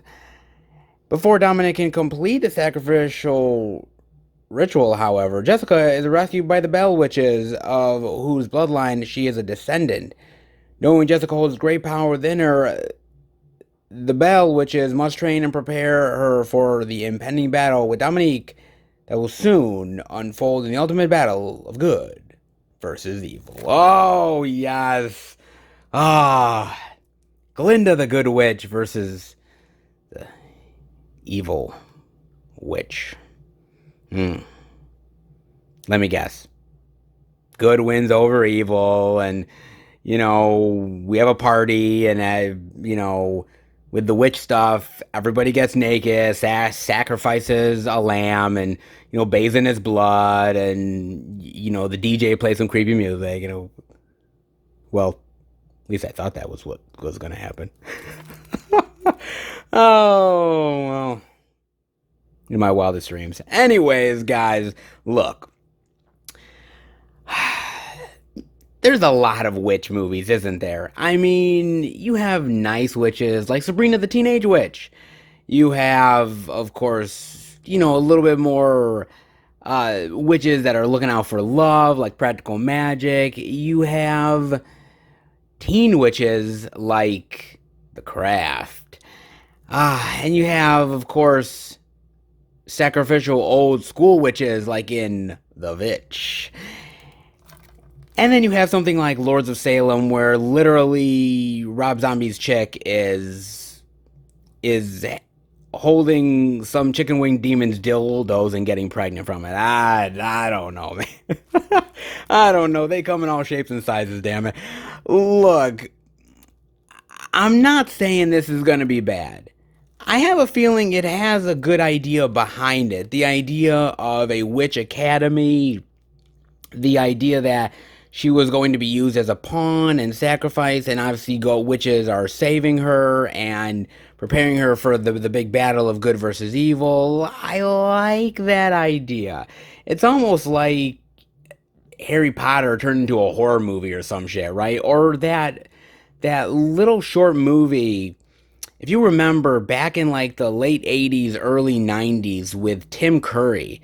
It was about this little girl that was a witch, and there was going to be this sort of high council, male witch that was coming, played by Tim Curry, and it was all about preparing him for this event that was happening and her sort of proving herself. I forget the name of that one, but it's really good, man. Talk about something that I'd love to see on some sort of special edition release, man. That'd be great. Yeah, it kind of reminds me of that. Just a little more sinister and evil and twisted, right? Because it's not only witches, it's Amityville witches, right? Because, hey, we can't just have a straight up witch movie. We got to include Amityville in that shit, right? Great, wonderful. God knows how many other Amityville ones we've had to suffer through. Man, it's got a good idea behind it. But that doesn't necessarily mean it's a good movie. That just means that it's got a great idea. It's all about the execution. And some witch movies are better than others. But there is a lot of good witch movies, if you really think about it. There's not a lot of lackluster ones. I mean, yes, there's like The Craft 2, just real garbage. But, I mean, that's mostly like a dime in the dozen. Most of the witch movies, like Witches of Eastwick and a lot of other ones out there, are pretty good, all things considered, man. I have a feeling this one's gonna be in the bottom tier. Wait a minute. Which one could be worse? Amityville Witches or Lords of Salem? Ooh. Well, as long as there's no chicken wing demon holding dildos, this movie's off to a pretty good start. Be on the lookout for phobias. Yes, look at this. I like that cover, man. She's just like in terror, or she's fearing for her life, sweating up a storm. Oh my god, what the hell is coming after me? I like that. Oh, not a bad cover, I gotta admit. Ooh. From the executive producer of Ready or Not. I do love that movie, not gonna lie. 5 dangerous patients suffering from extreme phobias at a government testing facility are put to the ultimate test under the supervision of a crazed doctor and his quest to weaponize fear. Oh, I like that synopsis, man. Interesting. Testing facility, wanting to weaponize fear, their test subjects, kind of reminds me of a few different things, right? It reminds me in some weird way of like the Dream Warriors, right? Their fears are coming to haunt them and trying to sort of capitalize their fear to take out Freddy. Like that is actually really cool. I like that idea. Or even it reminds me of like the New Mutants or something, right? Because they were in this testing facility and they were being tested on about their fears and their phobias and how that could be weaponized as well. Almost has a very flavor of definitely New Mutants or even Stranger Things, right? Because the doctor is working on 11 and experimenting on her so her fear could show off her abilities. Like there's stuff like that, man. Yeah, there's some good interesting examples of that, truly. So it's not like phobias is anything new. There's movies that have definitely explored this landscape before, but few and far between. I like this idea. I truly do, man. Of this sort of government facility and people being tested and sort of the idea of taking their fear and using it as a weapon to harm others. There's something about that that's really twisted and crazy. And I kind of like it. I'm not gonna lie, man. It's really cool. I like the premise. I like that they have this crazed evil doctor. Like you notice they always do that, dude. They did the same thing in New Mutants or in Stranger Things, stuff like that, man. There's always this crazed evil doctor that has all these evil intentions that you never saw coming, right? Yeah, yeah. It's always that, man. Their medical license was taken away and they got to experiment on somebody, and they can either do this or be Dr. Jack Kevorkian. Which one you think they're gonna pick? Oh man, I don't know, dude. I mean, it looks really cool. It looks interesting. I like the testing of fear stuff. I mean, honestly, it looks pretty cool to me overall, man. I like the idea of that, and you don't really see a lot of movies that really take the concept of fear and really translate it into a powerful, almost like weapon, whether it's against the bad guys or the good guys or something. There's something about that's quite original and interesting to explore. So yeah, I think this one might be kind of interesting overall. Of course, it has the potential to be crap, but doesn't any of these, to be honest with you? Yeah, they kind of do.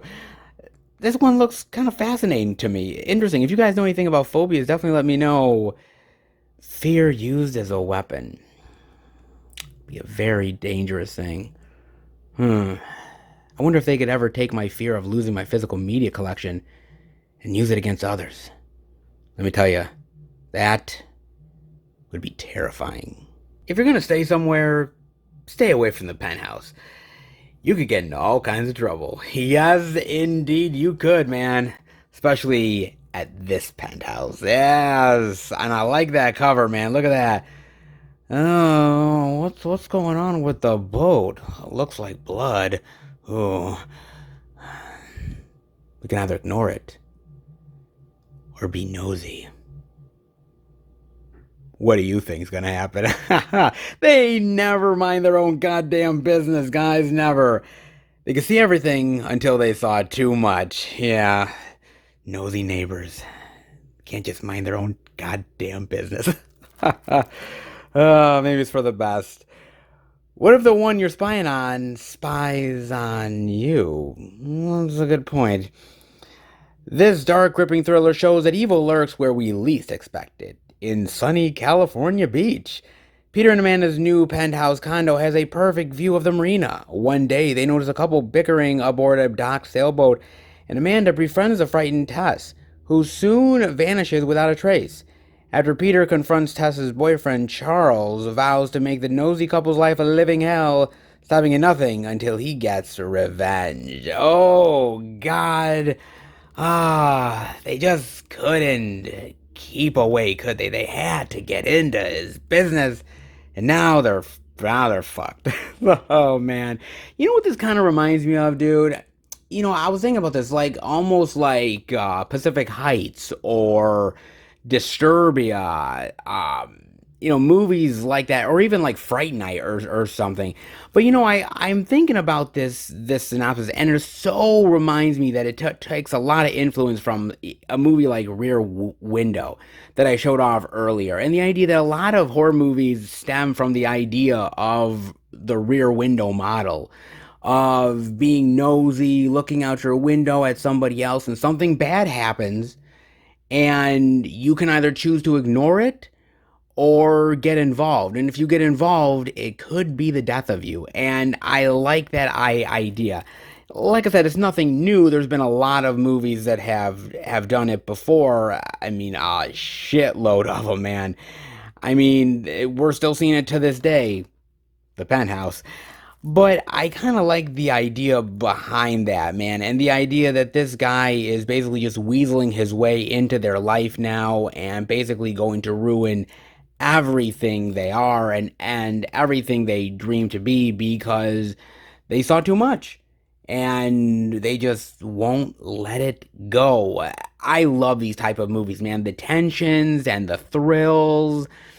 I mean, at the end of the day, the bad guy is gonna get his comeuppance, right? You kind of know it, dude. It happens with all of these movies, guys. There's always like, they fight back and they take him down, and there's always this one moment where the bad guy gets up, and then they have to kill him one last time for good. I'm sure this movie has all of the tropes, man.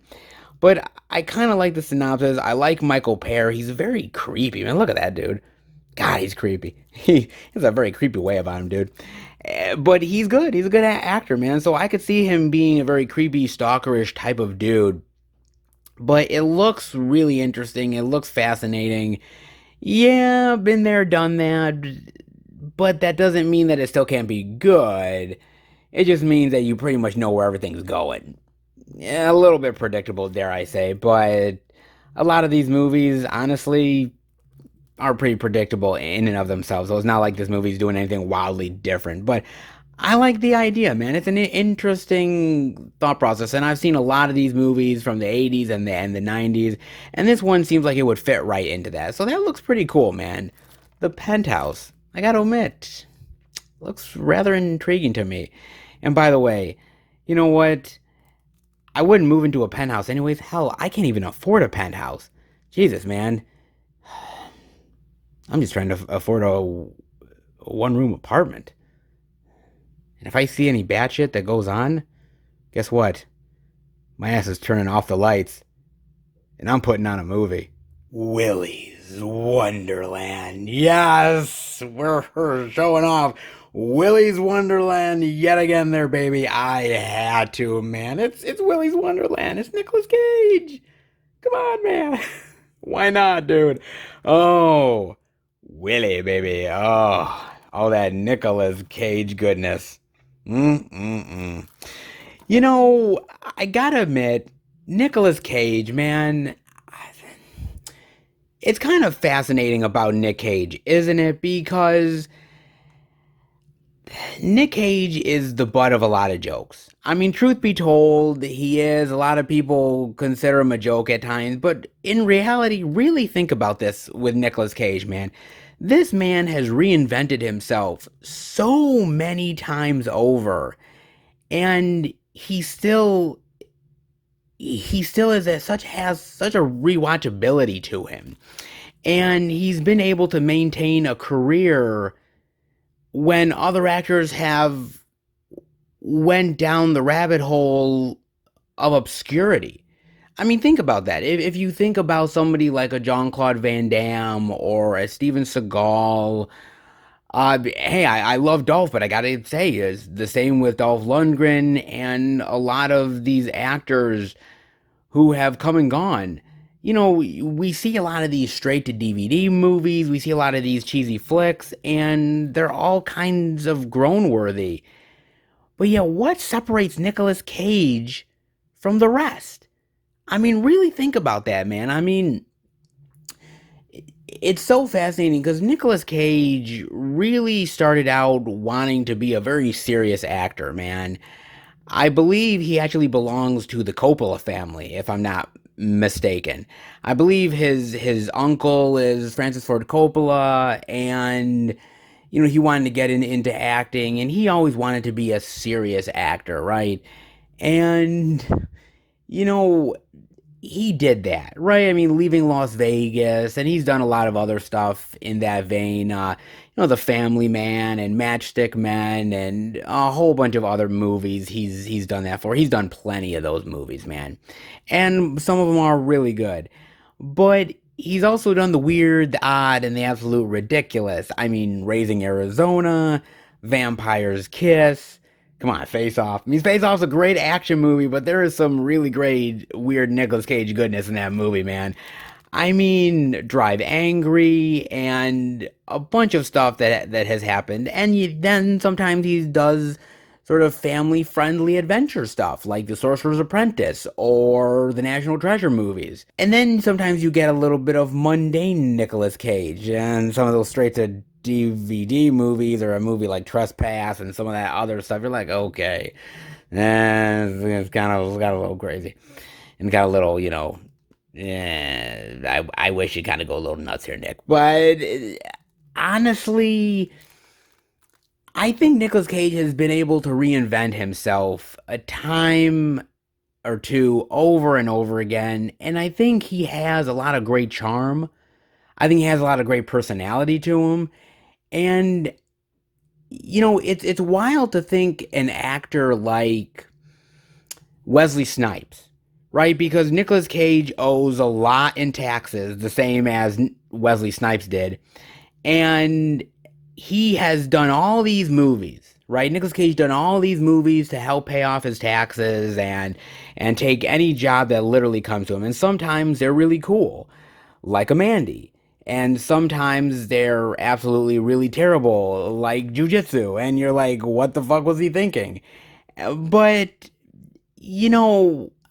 I think every now and again, we get reminded why we love Nicolas Cage. I mean, whether it's a movie like Kick-Ass, where you sit there and you're like, oh, dude, yeah, man, Nick Cage, man, God, he's cool. Or, he does a great sort of family-friendly animation film that you're like, oh, that's nice that he did that. Something like The Croods, for instance. I mean, there's something about Nicolas Cage that's enduring. And I think because you can't tie down Nicolas Cage to one certain genre or one certain way of movie. Like, I guess when you look at someone like JCVD or you look at Seagal, you look at those are action guys. They're martial arts action guys. They stayed in this bubble and they never got out of it for one way or another. And Nicolas Cage was never that person. He would do an action movie. Then he would do a weird sort of bizarro film. He would do a Oscar-worthy film like Adaptation. And he would go back and forth and back and forth. And there's something about that that's really endearing, to not be able to pin somebody down. They could literally do so many genres, and that's a great actor. And I think that's one of the reasons why Nicolas Cage has really stood the test of time. I mean, truly. I mean, how many actors could really say that they go from an Oscar-winning movie role, literally getting an Oscar, he's on the top of his career as far as acting is concerned, and within like a span of 5 to 10 years time, he's literally in the toilet. I mean, most actors would have stayed there and went completely to obscurity, but not Nick Cage, man. Not Nick Cage at all. There's something about that that's really fascinating to me, and it just goes to show you that I think he's an actor that loves to take on roles that really intrigue him, no matter if they make sense or not. I mean, not many actors could have pulled off Mandy. Not many could have pulled off A Color Out of Space, or even Face Off, or Raising Arizona, or an Adaptation. I could go on and on and on, man. I mean, there's something about Nick Cage that is timeless. Because no matter what type of Nicolas Cage you get, you always know you're in for something unique and something interesting, and that Nicolas Cage is going to bring something to the role that no one else is going to bring. And I think that's why he's lasted. I truly do, man. He's always reinventing himself. He's always reinventing the wheel, and I can't wait to see where Nicolas Cage goes next. I mean, he's in this interesting phase of his career right now, where he's doing these sort of off-ball, weird horror hybrid movies, and I think he's gonna stay down that path for a while, but I'm kind of curious where he'll go next. And you never know, man. And that's the beauty of him. I mean, literally, he could do a a short trailer from the movie Grindhouse and be fucking Fu Manchu for all of like maybe 20 seconds. And I'm so fascinated by that motherfucker that I literally am like, my God, can we have werewolf women of the SS? I so want to see him play Fu Manchu. God, the one time Rob Zombie doesn't do a movie that I want. Fuck. Oh man, Jesus. There's something about Nick Cage, man. You gotta love him. You gotta, man. And this movie is just really, really a great wild ride of just great, horror action, bizarro mayhem. And it's so great, man. And here's another interesting fact here. There's a lot really going against this movie if you think about it. I mean, it doesn't have the biggest budget in the world to pull off the ambitiousness it wants. It has a silent Nicolas Cage. It's got a premise that some people could say is a ripoff. And on top of that, it's got a director, Kevin Lewis, that actually had not directed since 2007. I kid you not, guys. He had not directed since 2007, and a lot of the movies that he directed were a lot of straight to DVD, mundane crap, not really anything truly memorable. So think about that. Like a director who hadn't directed in like 13 years and who hadn't really had anything major memorable in his career and taking the reins on a movie like this and literally pulling it off, pulling it out of his ass, and the movie works. I mean, the silent but deadly hero works. I like the animatronics. I like the mayhem. There's something about this movie that truly, I think, defies, I think, a lot of people's expectations.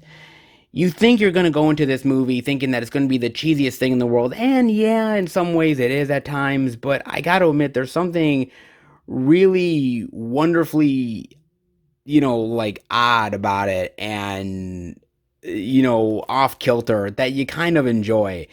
And Nicolas Cage really brings it to this movie. And you got to appreciate an actor like Nicolas Cage. You can bring him into a movie like this and he will own the role and he will make it unique and interesting and fascinating, and you love it because it works with him in it. With other actors, I'm not sure it does, but Nicolas Cage pulls it off, and that's just how great he is as an actor, man. He could pull off action, he could pull off adventure, he could pull off drama, he could pull off a love story movie. He's done that before, guys. Moonstruck, anybody?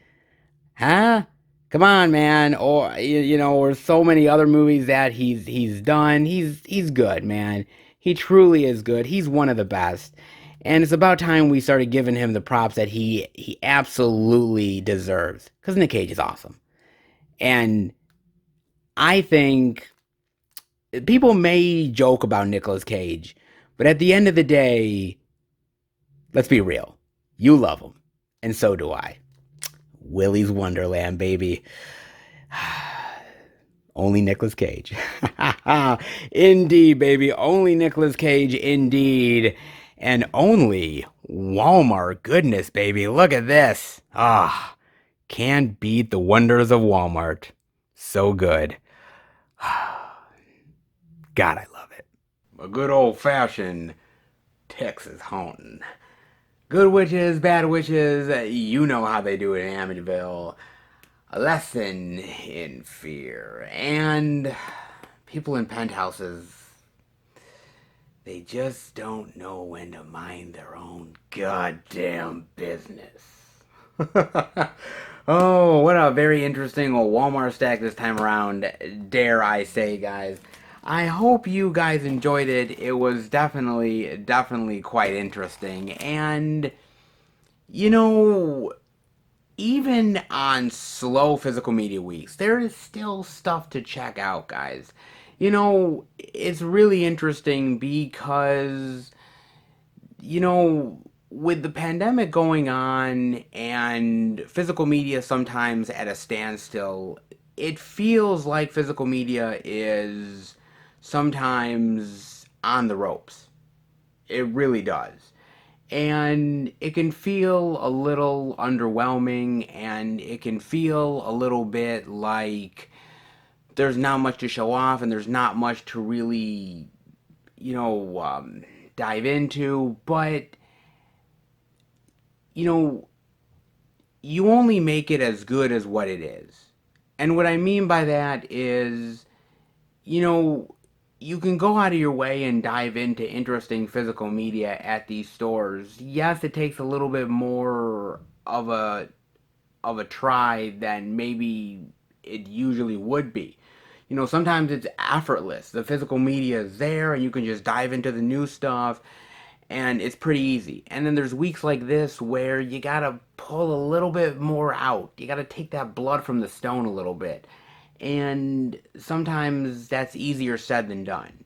But I guarantee you guys that there's always something interesting in these stores one way or another. You just gotta go out of your way to find it. And that's what I really like about the indie titles at Walmart is that they give me an opportunity to find something unique that I wouldn't find otherwise. And so it's a real great pleasure to find some cool stuff to check out from time to time because you know, where else am I going to check these titles out? Walmart really brings the weirdness and the oddities, and I love it every single week, man. It's a true pleasure, and this time around is absolutely no different.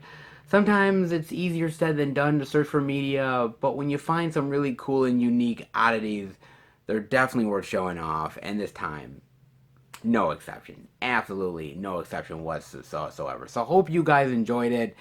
And it's very rough finding physical media this week. This is very true. Let's head to the fourth and final location, and, well, we're taking a gamble finding physical media. Beast hasn't always been easy, but maybe we'll find something? Let's hope.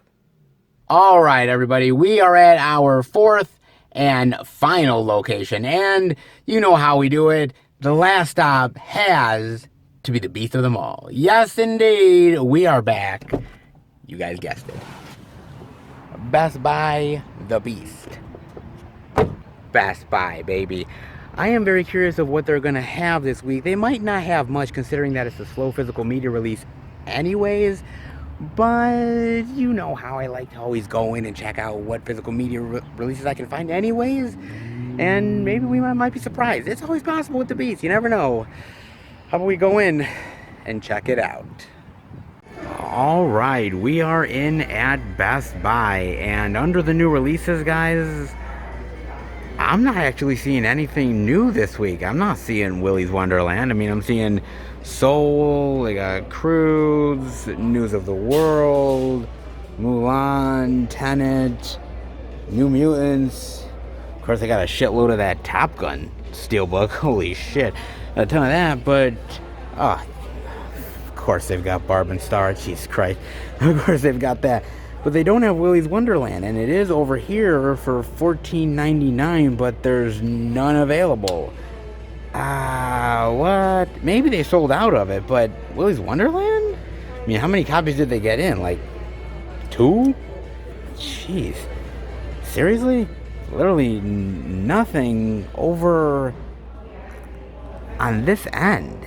And on the other new release side, guys, yeah, I mean, we got Wonder Woman 84. Of course, they sold out of all of the steelbooks over here, but we still got a bunch of love for 84.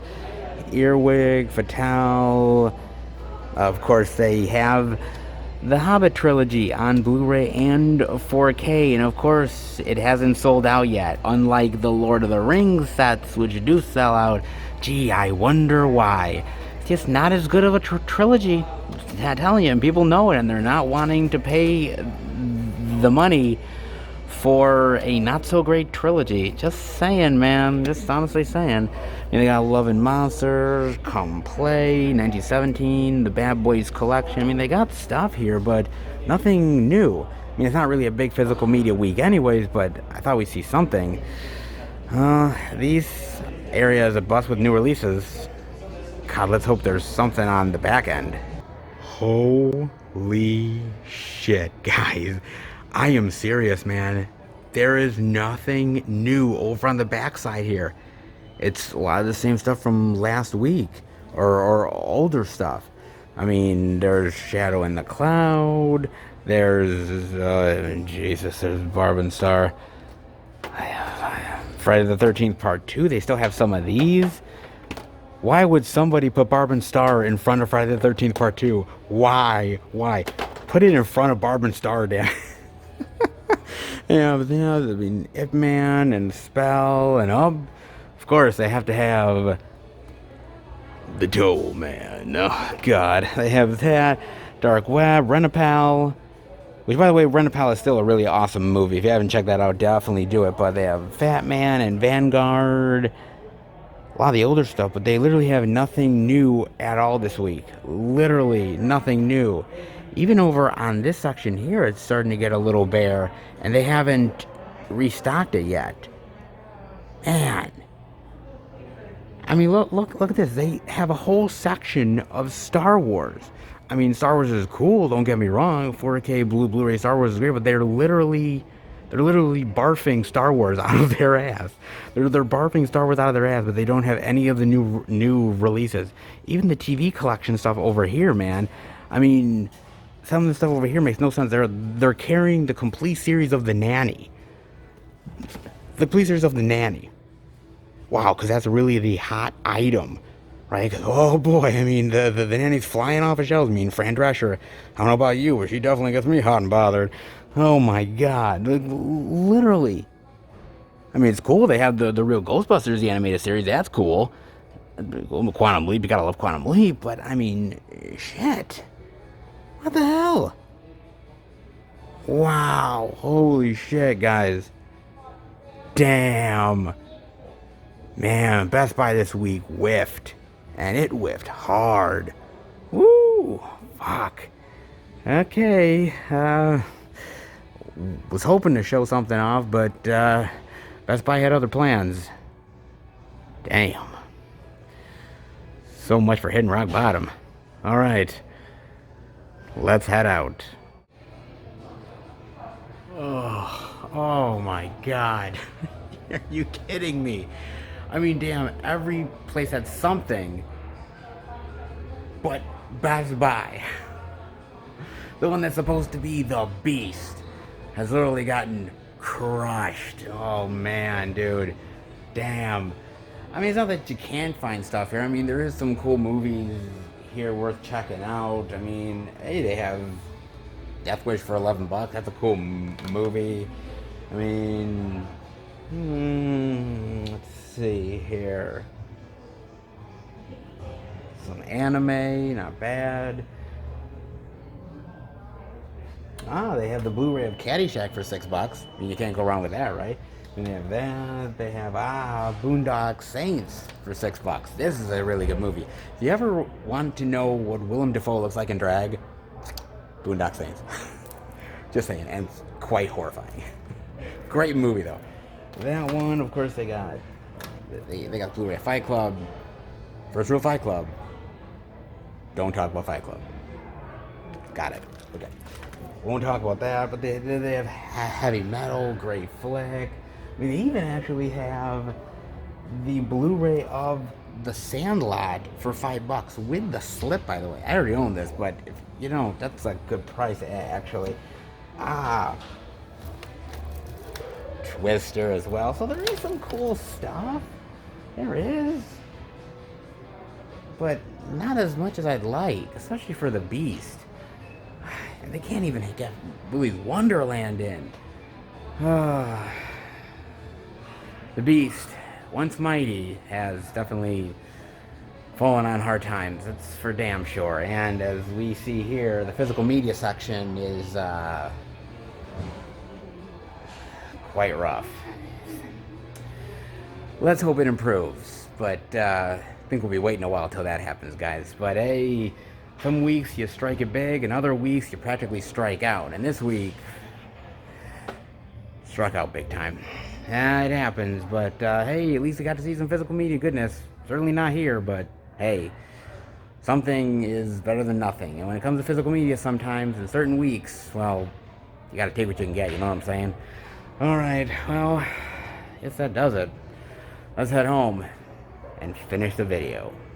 Alright, everybody, that'll do it for the Blu-ray and DVD out and about video this week. And,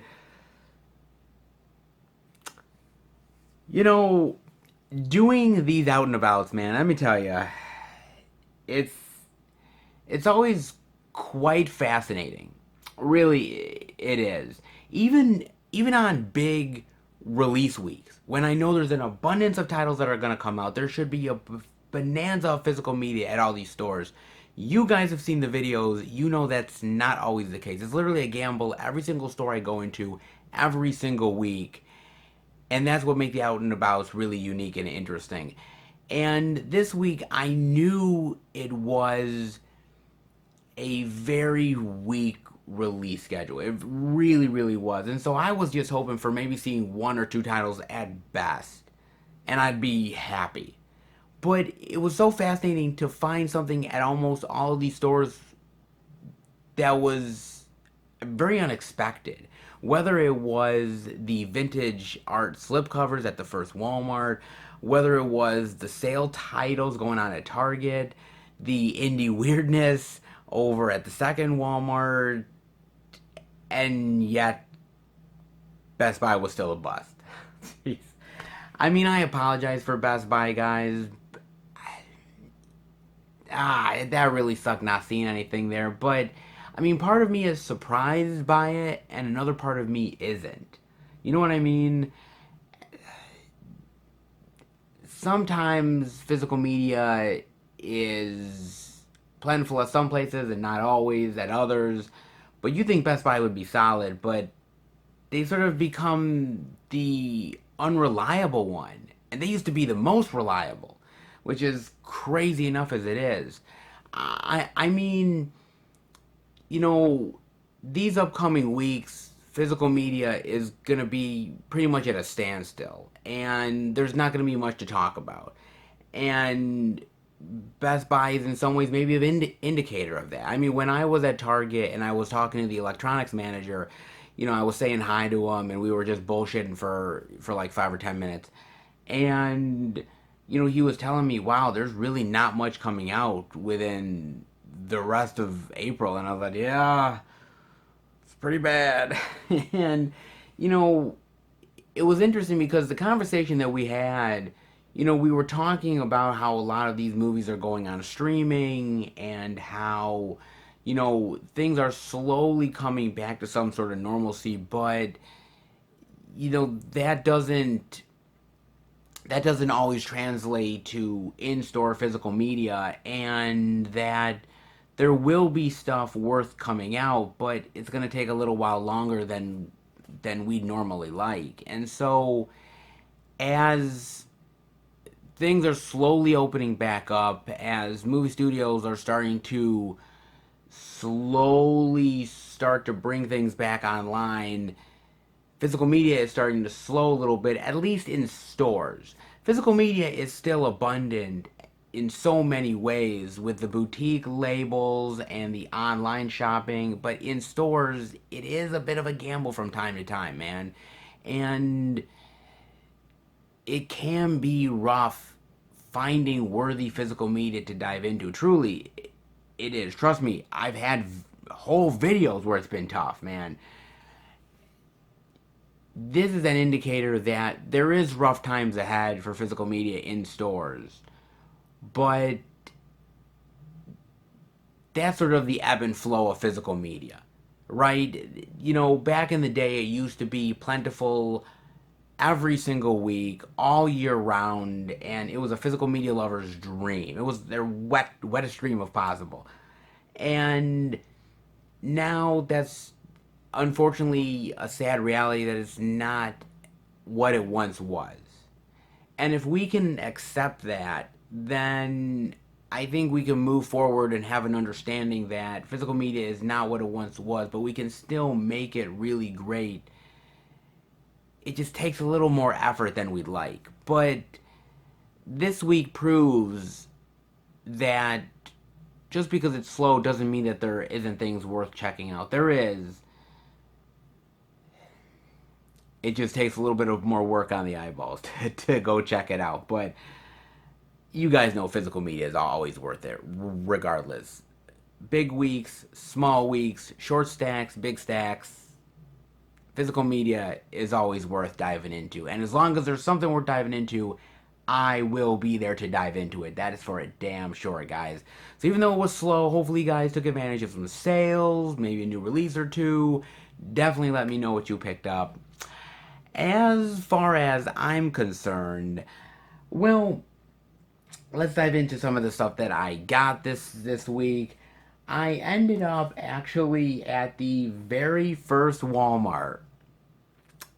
I did it, guys. I got it. I had to. And that is none other than King Kong vs. Godzilla. I had to, man. Oh my god. I was so hyped to find this, man. And look at that art, dude. That is such great art, man. And on the inside, totally different art. Look at that. Oh, that's so cool. Godzilla vs. Kong. Yes, fire breathing. Kong's like, roar. So cheesy and so ridiculous.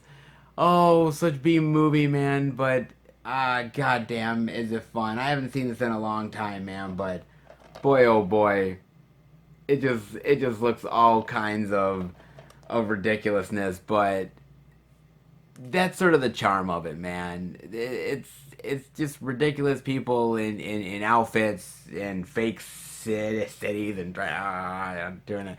It's the old school way, baby, and there's something about it that I just truly appreciate, man. And it's so good, dude. I couldn't pass this up. The vintage art, it looks cool, and it's the old school King Kong vs Godzilla, man. I don't care how much CGI you throw at the screen. You just can't beat the old school cheesiness. This is true, man. It's so good. I had to pick it up. So I did, man. I also ended up picking up at Target. They had that sale, man, and I said I was going to take a little bit of advantage of it, and I did. I picked up the Blu-ray DVD digital of Midway with the slip in perfect condition. Oh man, I did really enjoy this movie. I didn't want to pay full price for it, but I really did love the movie. I thought the visuals were fantastic here. I love the story, and I thought, man, for like 13 bucks, I was like, that's a real great price for this title, and I'm gonna pull the trigger on it. So I decided, what the hell, man, it was well worth it for the slip in perfect condition and for a really great, visually stunning movie. Well worth putting in the collection. I mean, you know I love my war films, man. This is really awesome. So I picked that one up. I also ended up picking up the 4K Blu-ray digital of Scarface. Yes! Oh my god. I picked up the gold edition of Scarface with the slip in perfect condition, baby. Oh man, this is great. I'm not gonna lie, dude. I love this movie. I love Al Pacino.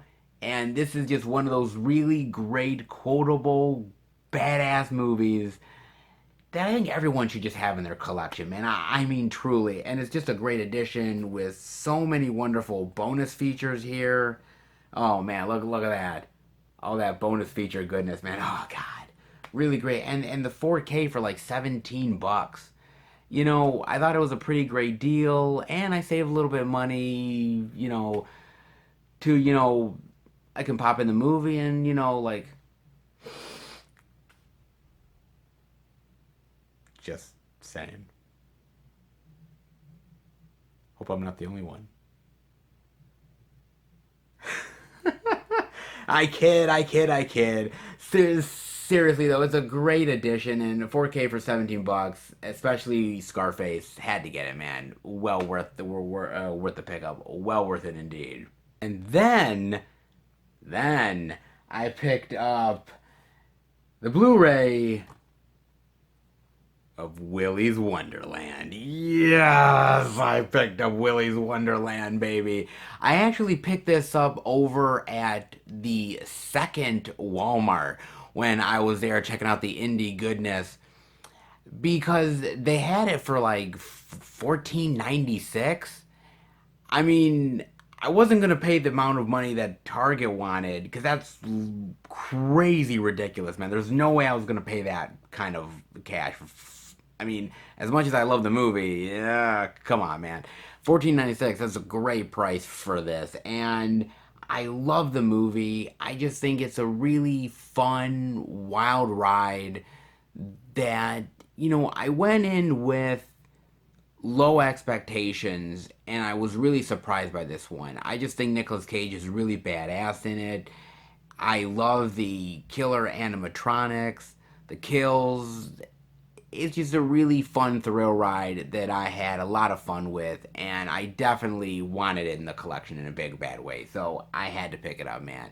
And some really great features on here. I mean, you have the making of Willy's Wonderland, set tour, the production design of Willy's Wonderland, fresh meat, and character and production design artwork galleries. I mean, there's some decent stuff as far as features are concerned. So with that, plus the really great artwork as well here, it's just a pulpy, fun, good movie which has some really great horror elements to it, and I really thoroughly enjoyed it, man. I mean, if you love movies like Banana Splits, or if you like Five Nights at Freddy's, or if you're even an old school fan of creepy Chuck E. Cheese's, this is definitely one worth diving into, and I'm so glad I now have in the collection, man. Not bad at all.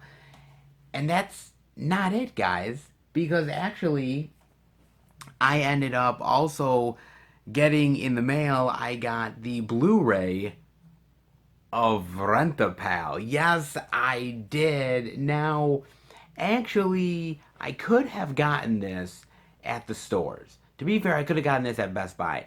And I didn't get it at Best Buy because the slipcover at Best Buy, all the slips are in really rough condition. So I decided to order it through Shout Factory's site to get it. And actually, I was going to show it off to you last week, but what happened is that they had to send me a replacement slipcover edition because the slipcover that came with this one was really dented in and damaged and ripped. And I contacted Shout Factory. I said, "Hey, you guys gotta send me a new one, man, because the slipcover is all messed up here." And they actually did. So I got the slipcover in. It's in perfect condition. And hey, man, I'm a happy camper. I like quality in my collection. I don't like quality. I want quality. I want torn and ripped shit. I want good shit. So, I get what I want, damn it. Well, at least I tried to. And Scream Factory, Shout Factory were really nice to send me a replacement copy. So it was really great. And this movie, man, God, do I love this movie. I just think this is a really great dive into old school sort of depressive horror of just a guy slowly losing his mind, man. And I just love it. And I love the homages to like the late 80s, early 90s of, taping yourself on a VHS tape to try to get dates and the desperateness of it and just how much desperation somebody has to want to feel loved and cared for, and how it can twist into something really sinister and deceptive. I love it so much, and I think this movie is really, really well done, man. It's not for everybody, but the ones who like it, like myself, really, really love it, and it's really phenomenal, man. So this one is awesome by far, man. Really, really great flick, man. So that is the haul that I got for the week. Not half bad, guys. However, that is not all, because I actually got some packages for the eventual April pickups, man. Now, I don't actually have it with me because I got rid of the actual package itself, but I got a package in the mail from Shout Factory. Now, this package actually has two limited edition releases that are now completely out of print. They are Roger Corman goodness, and let's just say I got them in just under the wire because after I ordered them, like they went out of print. So it's like literally, I was so happy that I got my order in just in time, and I got these editions. I mean, they're exploitative, they're sword and sorcery, but they're really unique, really bizarre, and you know how Roger Corman does it. He does it weird all the time, and these high titles definitely prove it. So happy that I got these before they completely sold out and I had to deal with the crap of like eBay. No way, I wasn't gonna deal with that, man. So glad I got those in, and can't wait to dive into that Roger Corman goodness. However, that is not it. I also ended up getting a package from Diabolic DVD. Man, they love me there. What can I tell you? And this is actually a teen comedy from the 80s that has some really great people in it. Leah Thompson, Chris Penn, and a lot of other really great actors in this piece as well, man. It's a really great complimentary movie to something like Fast Times at Ridgemont High or something. I mean, it really honestly is. It's a little bit darker than that movie, but I really love these type of teen comedies back in the 80s. There was something about it. The 80s had some of the best ones, man. I mean, some of them were really great, cute, kitschy ones like John Hughes movies, and then there was ones that was much darker but yet still fun. And this is definitely one in those category, man.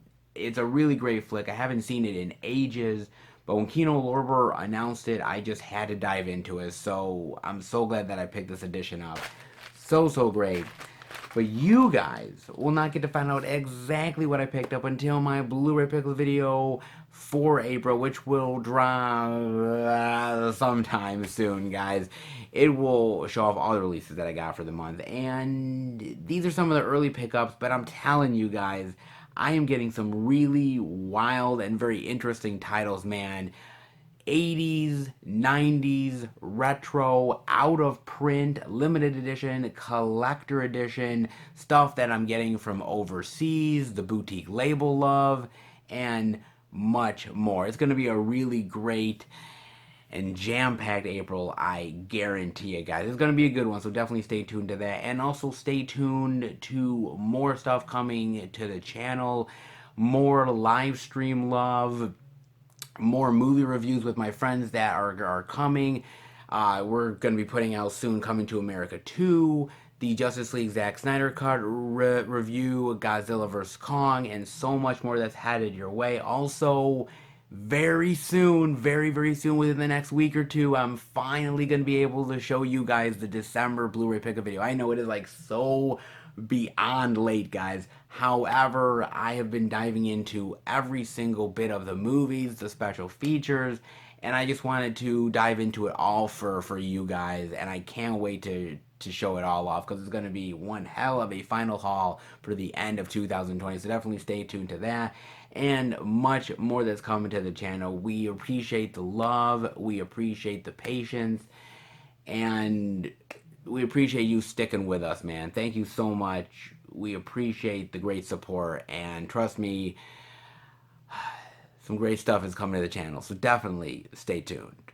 And before I go, wait, don't leave just yet, guys, because the physical media movie love does not stop here, because I actually got a nice surprise a week or so ago from the UK. Yes, indeed, guys. A couple of review copies came my way from 101 Films and Second Sight Films.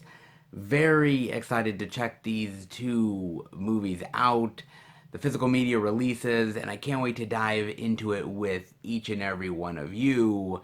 And I figured if I can show off some more physical media love and talk movies with you guys a little bit more, why not do it? So, how about we dive in to some more physical media movie UK goodness. Take Back. Yes, baby.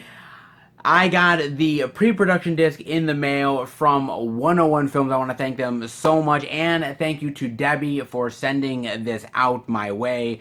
Now, this is an explosive thriller starring Michael Jai White and Mickey Rourke. Let's dive into this, shall we? Now, basically, this movie is about Zara, played by Gillian White, and she is somebody who has a very average life, who is a lawyer and is married to obviously her husband, played by Michael Jai White. They have a daughter, and one day something happens to her. Right? Basically, there's an issue with this very seedy character, and she ends up basically defending the woman. Next thing you know, she's in the news, she's in, everybody's consciousness, everybody's like, wow, she's a hero, people want to talk to her, press, and she gets the attention of Mickey Rourke, who ends up playing the leader of this gang of sex traffickers who are out to find Zara, because Zara is actually a previous victim that got away many, many years ago, and he is determined to get her back. Now, this is an interesting action movie in general. I got to admit that this movie is pretty decent overall. I think the acting here is pretty good. I love Michael Jai White. I think Michael Jai White is awesome. When he turns it on, the action role, I'm like, dude, you were Spawn, baby. You were Spawn, man. Like, he's for the most part, he does take a back seat in this movie. But towards the end, when he does some of the action stuff with the guns and fighting people, kind of the old school Michael Jai White that I love. I think that Gillian White is amazing here. Extremely kick-ass, very capable female. I will say the problem that I have with this movie, though, guys, is that I think the action is very... It tries to be very dynamic and kick-ass, and I think it kind of fails, honestly. The action is not as good as it could be. It's not as well choreographed, very quick editing, and you don't really get the scope of the fighting as well as I would want you to. I think Gillian White does a really great job, but I don't think that the action scenes are as good as they could be. In better directing hands, in better editing hands, I think they could have been handled a little bit better.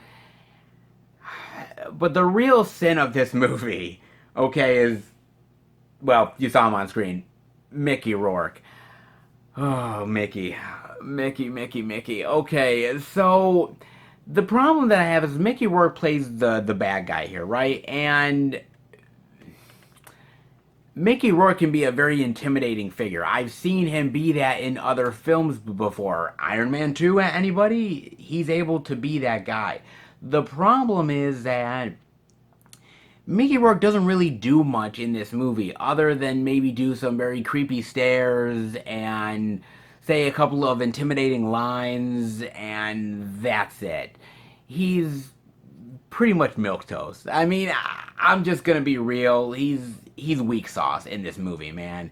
Now, his henchman in the movie is actually really cool. His henchman is the one that is shooting people in the head, grabbing the girls, beating them. He's a better villain than Mickey Rourke is. I mean, I understand why Mickey Rourke's the bad guy, because he's a name actor, right? He's a name guy. So you look at Mickey Rourke, you're like, okay, he's the name person.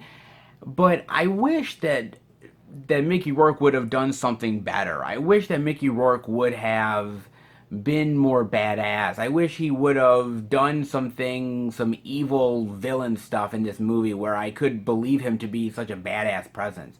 But all he ever does is look creepy as pretty much a transvestite. I mean the whole look, man. Oh God, Mickey, what happened to you, brother? I mean, he's just not intimidating in this movie, and that's really the problem, because you don't have a really solid, well-established villain, somebody that is really menacing and really evil, you don't really feel that the stakes are really that high. You have this whole backstory of her being a victim of the sex trafficking that he was a part of, and the fact that she almost killed him and he's coming back to take revenge. Like, I like that aspect to it. And there's a certain sense to it that is really cool, and you want her to get revenge on the guy, but Mickey Rourke doesn't really seem like he's very interested in actually doing anything on screen to make him such an evil presence that you really feel that you want that revenge. I think that's really the problem with the movie. I think Gillian White does a really great job here. I think that Michael Jai White does a really cool job as well. A little bit more mundane than I'd rather want Michael Jai White to be. I think he plays the concerned husband, right? And she basically gets most of the badass stuff, which is fine, but Michael Jai White's a badass motherfucker. You want him to do some of the badass, kick-assery, and he does towards the end, but, I would have liked to see him a little bit more. Overall, I like the idea behind the movie. I think that the movie has some strong points, like some of the acting. I like some of the action sequences. Some of the characters are pretty cool. Some of them have some really cool kick-ass stuff to do, but I think this film is hampered by bad action editing. I think that the villain is not as effective as it could be. And I think that in better hands, I think the movie could have been portrayed a lot more menacing and a lot more thrilling. And there's certain times where characters make stupid decisions where you're like, oh, come on, man. Really? I mean, you were smart 10 seconds ago, and then you just so suddenly lost your brain so that this could happen. There are those moments, I will admit, guys. But I think if you're looking for an average action movie, this movie is less than an hour and a half. It's about 85 minutes, 86 minutes. So if you're looking for just, an easygoing, decent little action thriller to take your mind off of things, Take Back isn't so bad. It's kind of on the bottom of the list as far as this kind of stuff is concerned, but it's got some redeeming moments and a badass female that actually is pretty cool overall. Just wish it were in a slightly better movie. Just saying, man. Take Back is an interesting film. Mickey Rourke is a great actor, but this role ain't his best. And by the way, Mickey, do better work on your face, man. It looks horrible, man. God, I miss the days of Iron Man 2. I really do. Oh, man. But no, seriously, if you want to check out this little action yarn, you can definitely do it. It's out on DVD from 101 Films. I, again, want to thank Debbie so much and 101 Films for sending me this. But I gotta be honest with you, and this one, it's got an interesting kick-ass action star, but as far as action thrillers go, low on the totem pole. And the second title, Raw. Yes, from Second Sight Films. I want to thank Second Sight and Debbie again for sending me out this pre-production disc for a very unique and very interesting horror film, Raw. Now, actually, I ended up reviewing Raw like 2 or 3 years back when I did my Netflix Night series. I will put a link down below in the descriptions so that you guys can see that review that I did for Raw back in the day. Now, revisiting this movie, I gotta admit, guys, was a trip because it's interesting to revisit a movie a few years after you watched it. When I watched Raw for the first time, it was very sort of shocking and very introspective, and I was really floored with what I saw. I love the movie, but I had so many different emotions. This time around, knowing the things that I knew about the movie and anticipating certain things, it had a different feeling to it. It had a little bit of a deeper meaning to me, especially the fact that it's about this girl who is going to wanting to be a medical student, a doctor, and that she goes to this college, and of course it's college fraternity stuff. It's obviously pranks and goofing around and sexual exploration, and she's been very sheltered by her parents. She's had a very sheltered life, and it's her world sort of opening up. But she's also a vegetarian. She doesn't deal with meat, and once she starts to get a taste for blood and a taste for meat, her world turns upside down. And what's really fascinating about this movie for me personally is when I reviewed the movie, 3 or so years back, I was just, very early in my relationship with my girlfriend who is also a vegetarian. And now, a few years from then, still being with her and dealing more with vegetarians and have sort of learned so much about it. It's so very fascinating to sort of look back at Raw and look back at how, you know, how this could really affect somebody who is a vegetarian and how it could really, mess with your mind. And how vegetarians sort of see the world and how blood and meat really change them. And it's so very interesting because this movie has so many shades of almost like a coming of age story, equals with a horror film, equals with almost like an advocacy message against meat. Like there's so much here to really dive into, and I thought it was really fascinating and really interesting the second time around watching this. And I gotta admit, I loved every second of this movie the second time around, even more than the first time, man. I mean, the acting here is fantastic. I mean, everybody from the biggest roles, from the lead to the smallest roles to some of the teens in the college, are really great. Just the understatedness of the underlying horror that is going on and the build up to it is just absolutely fantastic. And I love the blood and gore here. It's interesting because when this movie came out, right? When this movie came out, there was so many people who were like so shocked and people were like fainting in the movie theaters, and they were promoting it for this movie. And I think they got the horror community a little overhyped. I think some of the horror community went into this movie with huge, high expectations. And this movie was never going to deliver on that, unfortunately. It was just never going to deliver on that promise. And I think now, a few years later, I think people have been able to settle on the expectations a little bit and look at the film a little deeper and see that it's so much better than just your average horror movie. There's so much more going on with it. But I think with the blood and gore here, yes, there's not a lot of blood and gore, but I think the way that it's strategically placed within the film, and I think the use that it has in the film is extremely effective.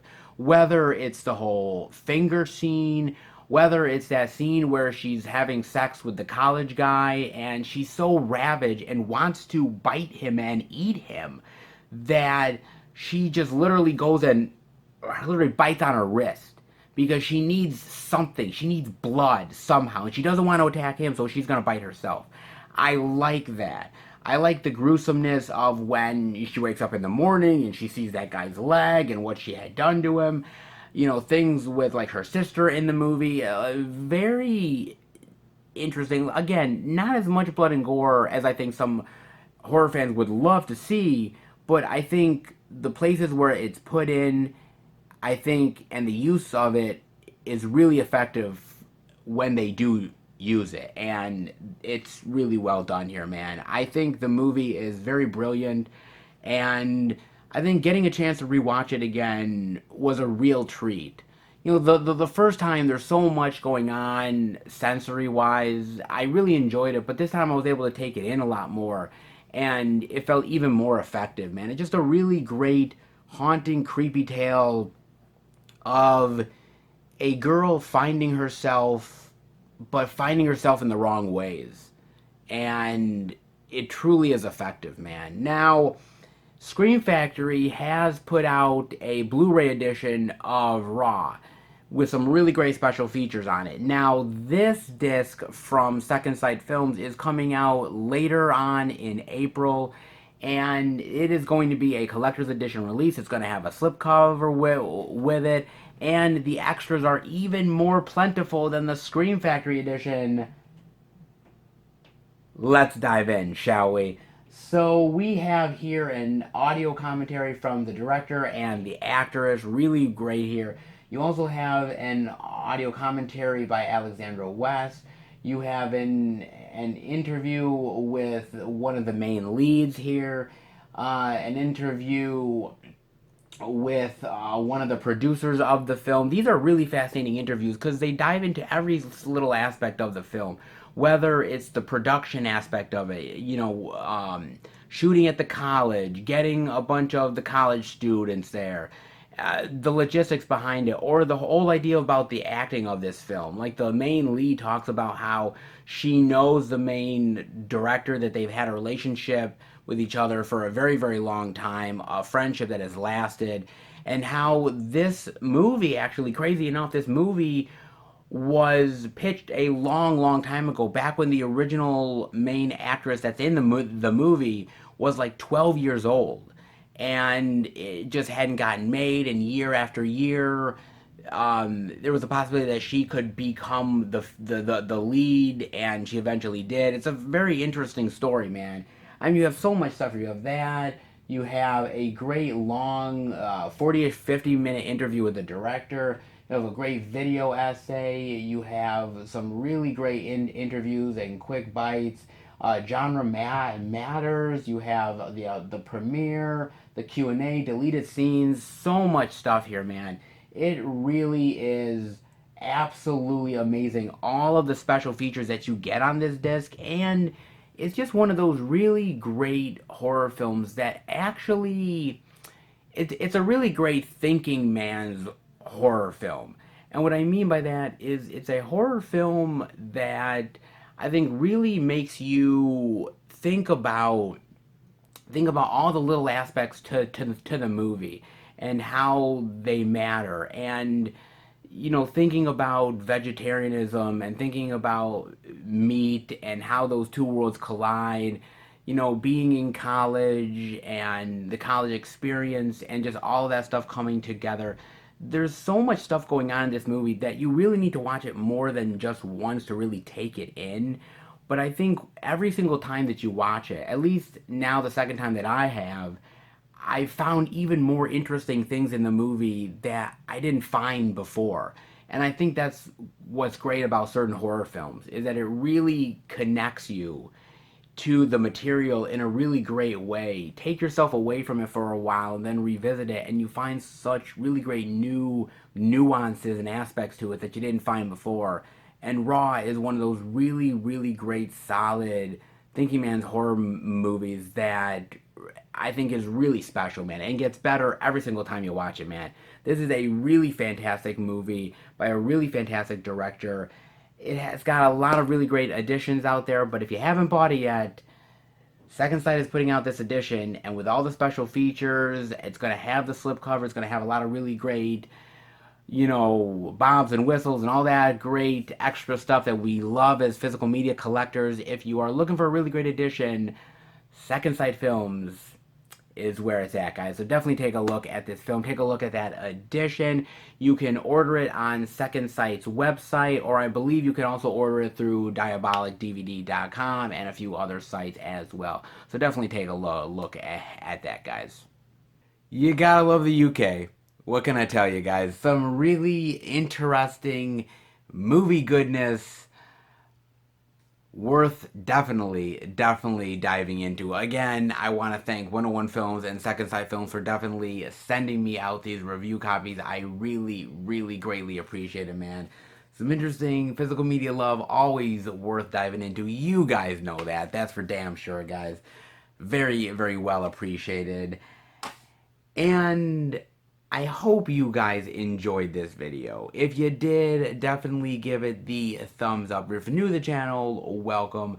Check out the other Blu-ray DVD Tuesday videos that I do every single week. Check out the movie reviews with my friends, live streams, movie hunting like Dollar Tree hunts, Blu-ray pickup videos, and much, much more. If you are a lover of movies and physical media, definitely hit subscribe and become a part of the Film Fan Nation. I want to thank each and every one of you guys for the great support, the great love, the great feedback, liking the videos, subscribing, and definitely being a diehard and supporting the channel. It means the world to me. It really honestly does. You know, there's a lot of times doing these videos week in and week out where you really feel like sometimes it's tough. You know, sometimes you're doing a million things and your mind is going 500 miles an hour, and sometimes you think to yourself that, you know, does it really matter if I do these videos? But you guys really go out of your way to really like what I do and really feel that what I do really makes you happy and makes you smile and is a really great part of your day where you can just relax and have fun. And that means the world to me. It truly does, man. So thank you so much for the wonderful and kind support. I truly, truly appreciate it, man. You have no idea how much it truly, truly means to me. 110%, man. Thank you so much. And look, also, if you want to send something to the channel, movie related goodness to the channel, I've been starting to get movie related goodness packages from some of you guys out there. I recently did a video where I showed off the first package that I got from the P.O. box, and it was a good one. I'm not gonna lie, it was a really, really great one. And if you guys want to send more movie-related goodness to the channel, you can definitely do it. The P.O. Box is down below in the description. Definitely check that out. If you're interested in sending anything, everything is always welcome, and I will definitely show it off in a video. That is for sure, man. Definitely do that. And also, keep up to date with me through Instagram, Twitter, and Facebook, FilmFan108. Keep up to date with everything I'm doing, plus special pictures and videos I do from time to time on social media as well. Alright, guys. This was a video that I thought wasn't going to be ultimately that great at first. I was really worried about it, thinking that it was just going to be very mundane and not showing much at all. And it turned out to be a really, really great surprise, a pleasant surprise. And that's because, you know, these videos really truly show that you don't give up. That even when things seem not that great and there's not much to show off, you still persevere and you end up trying to show off something.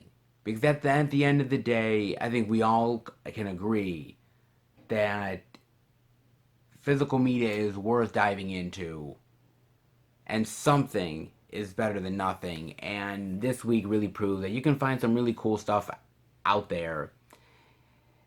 Just gotta put it in the effort. And if you do, good things will come indeed. Dare I say, they will for sure, guys. And God knows, when it comes to physical media, a lot of luck is definitely a good thing to have on our side. That's for damn sure. Alright, guys. I will see you back next week for a brand new Blu-ray and DVD out and about video. Take care, everybody, and happy hunting.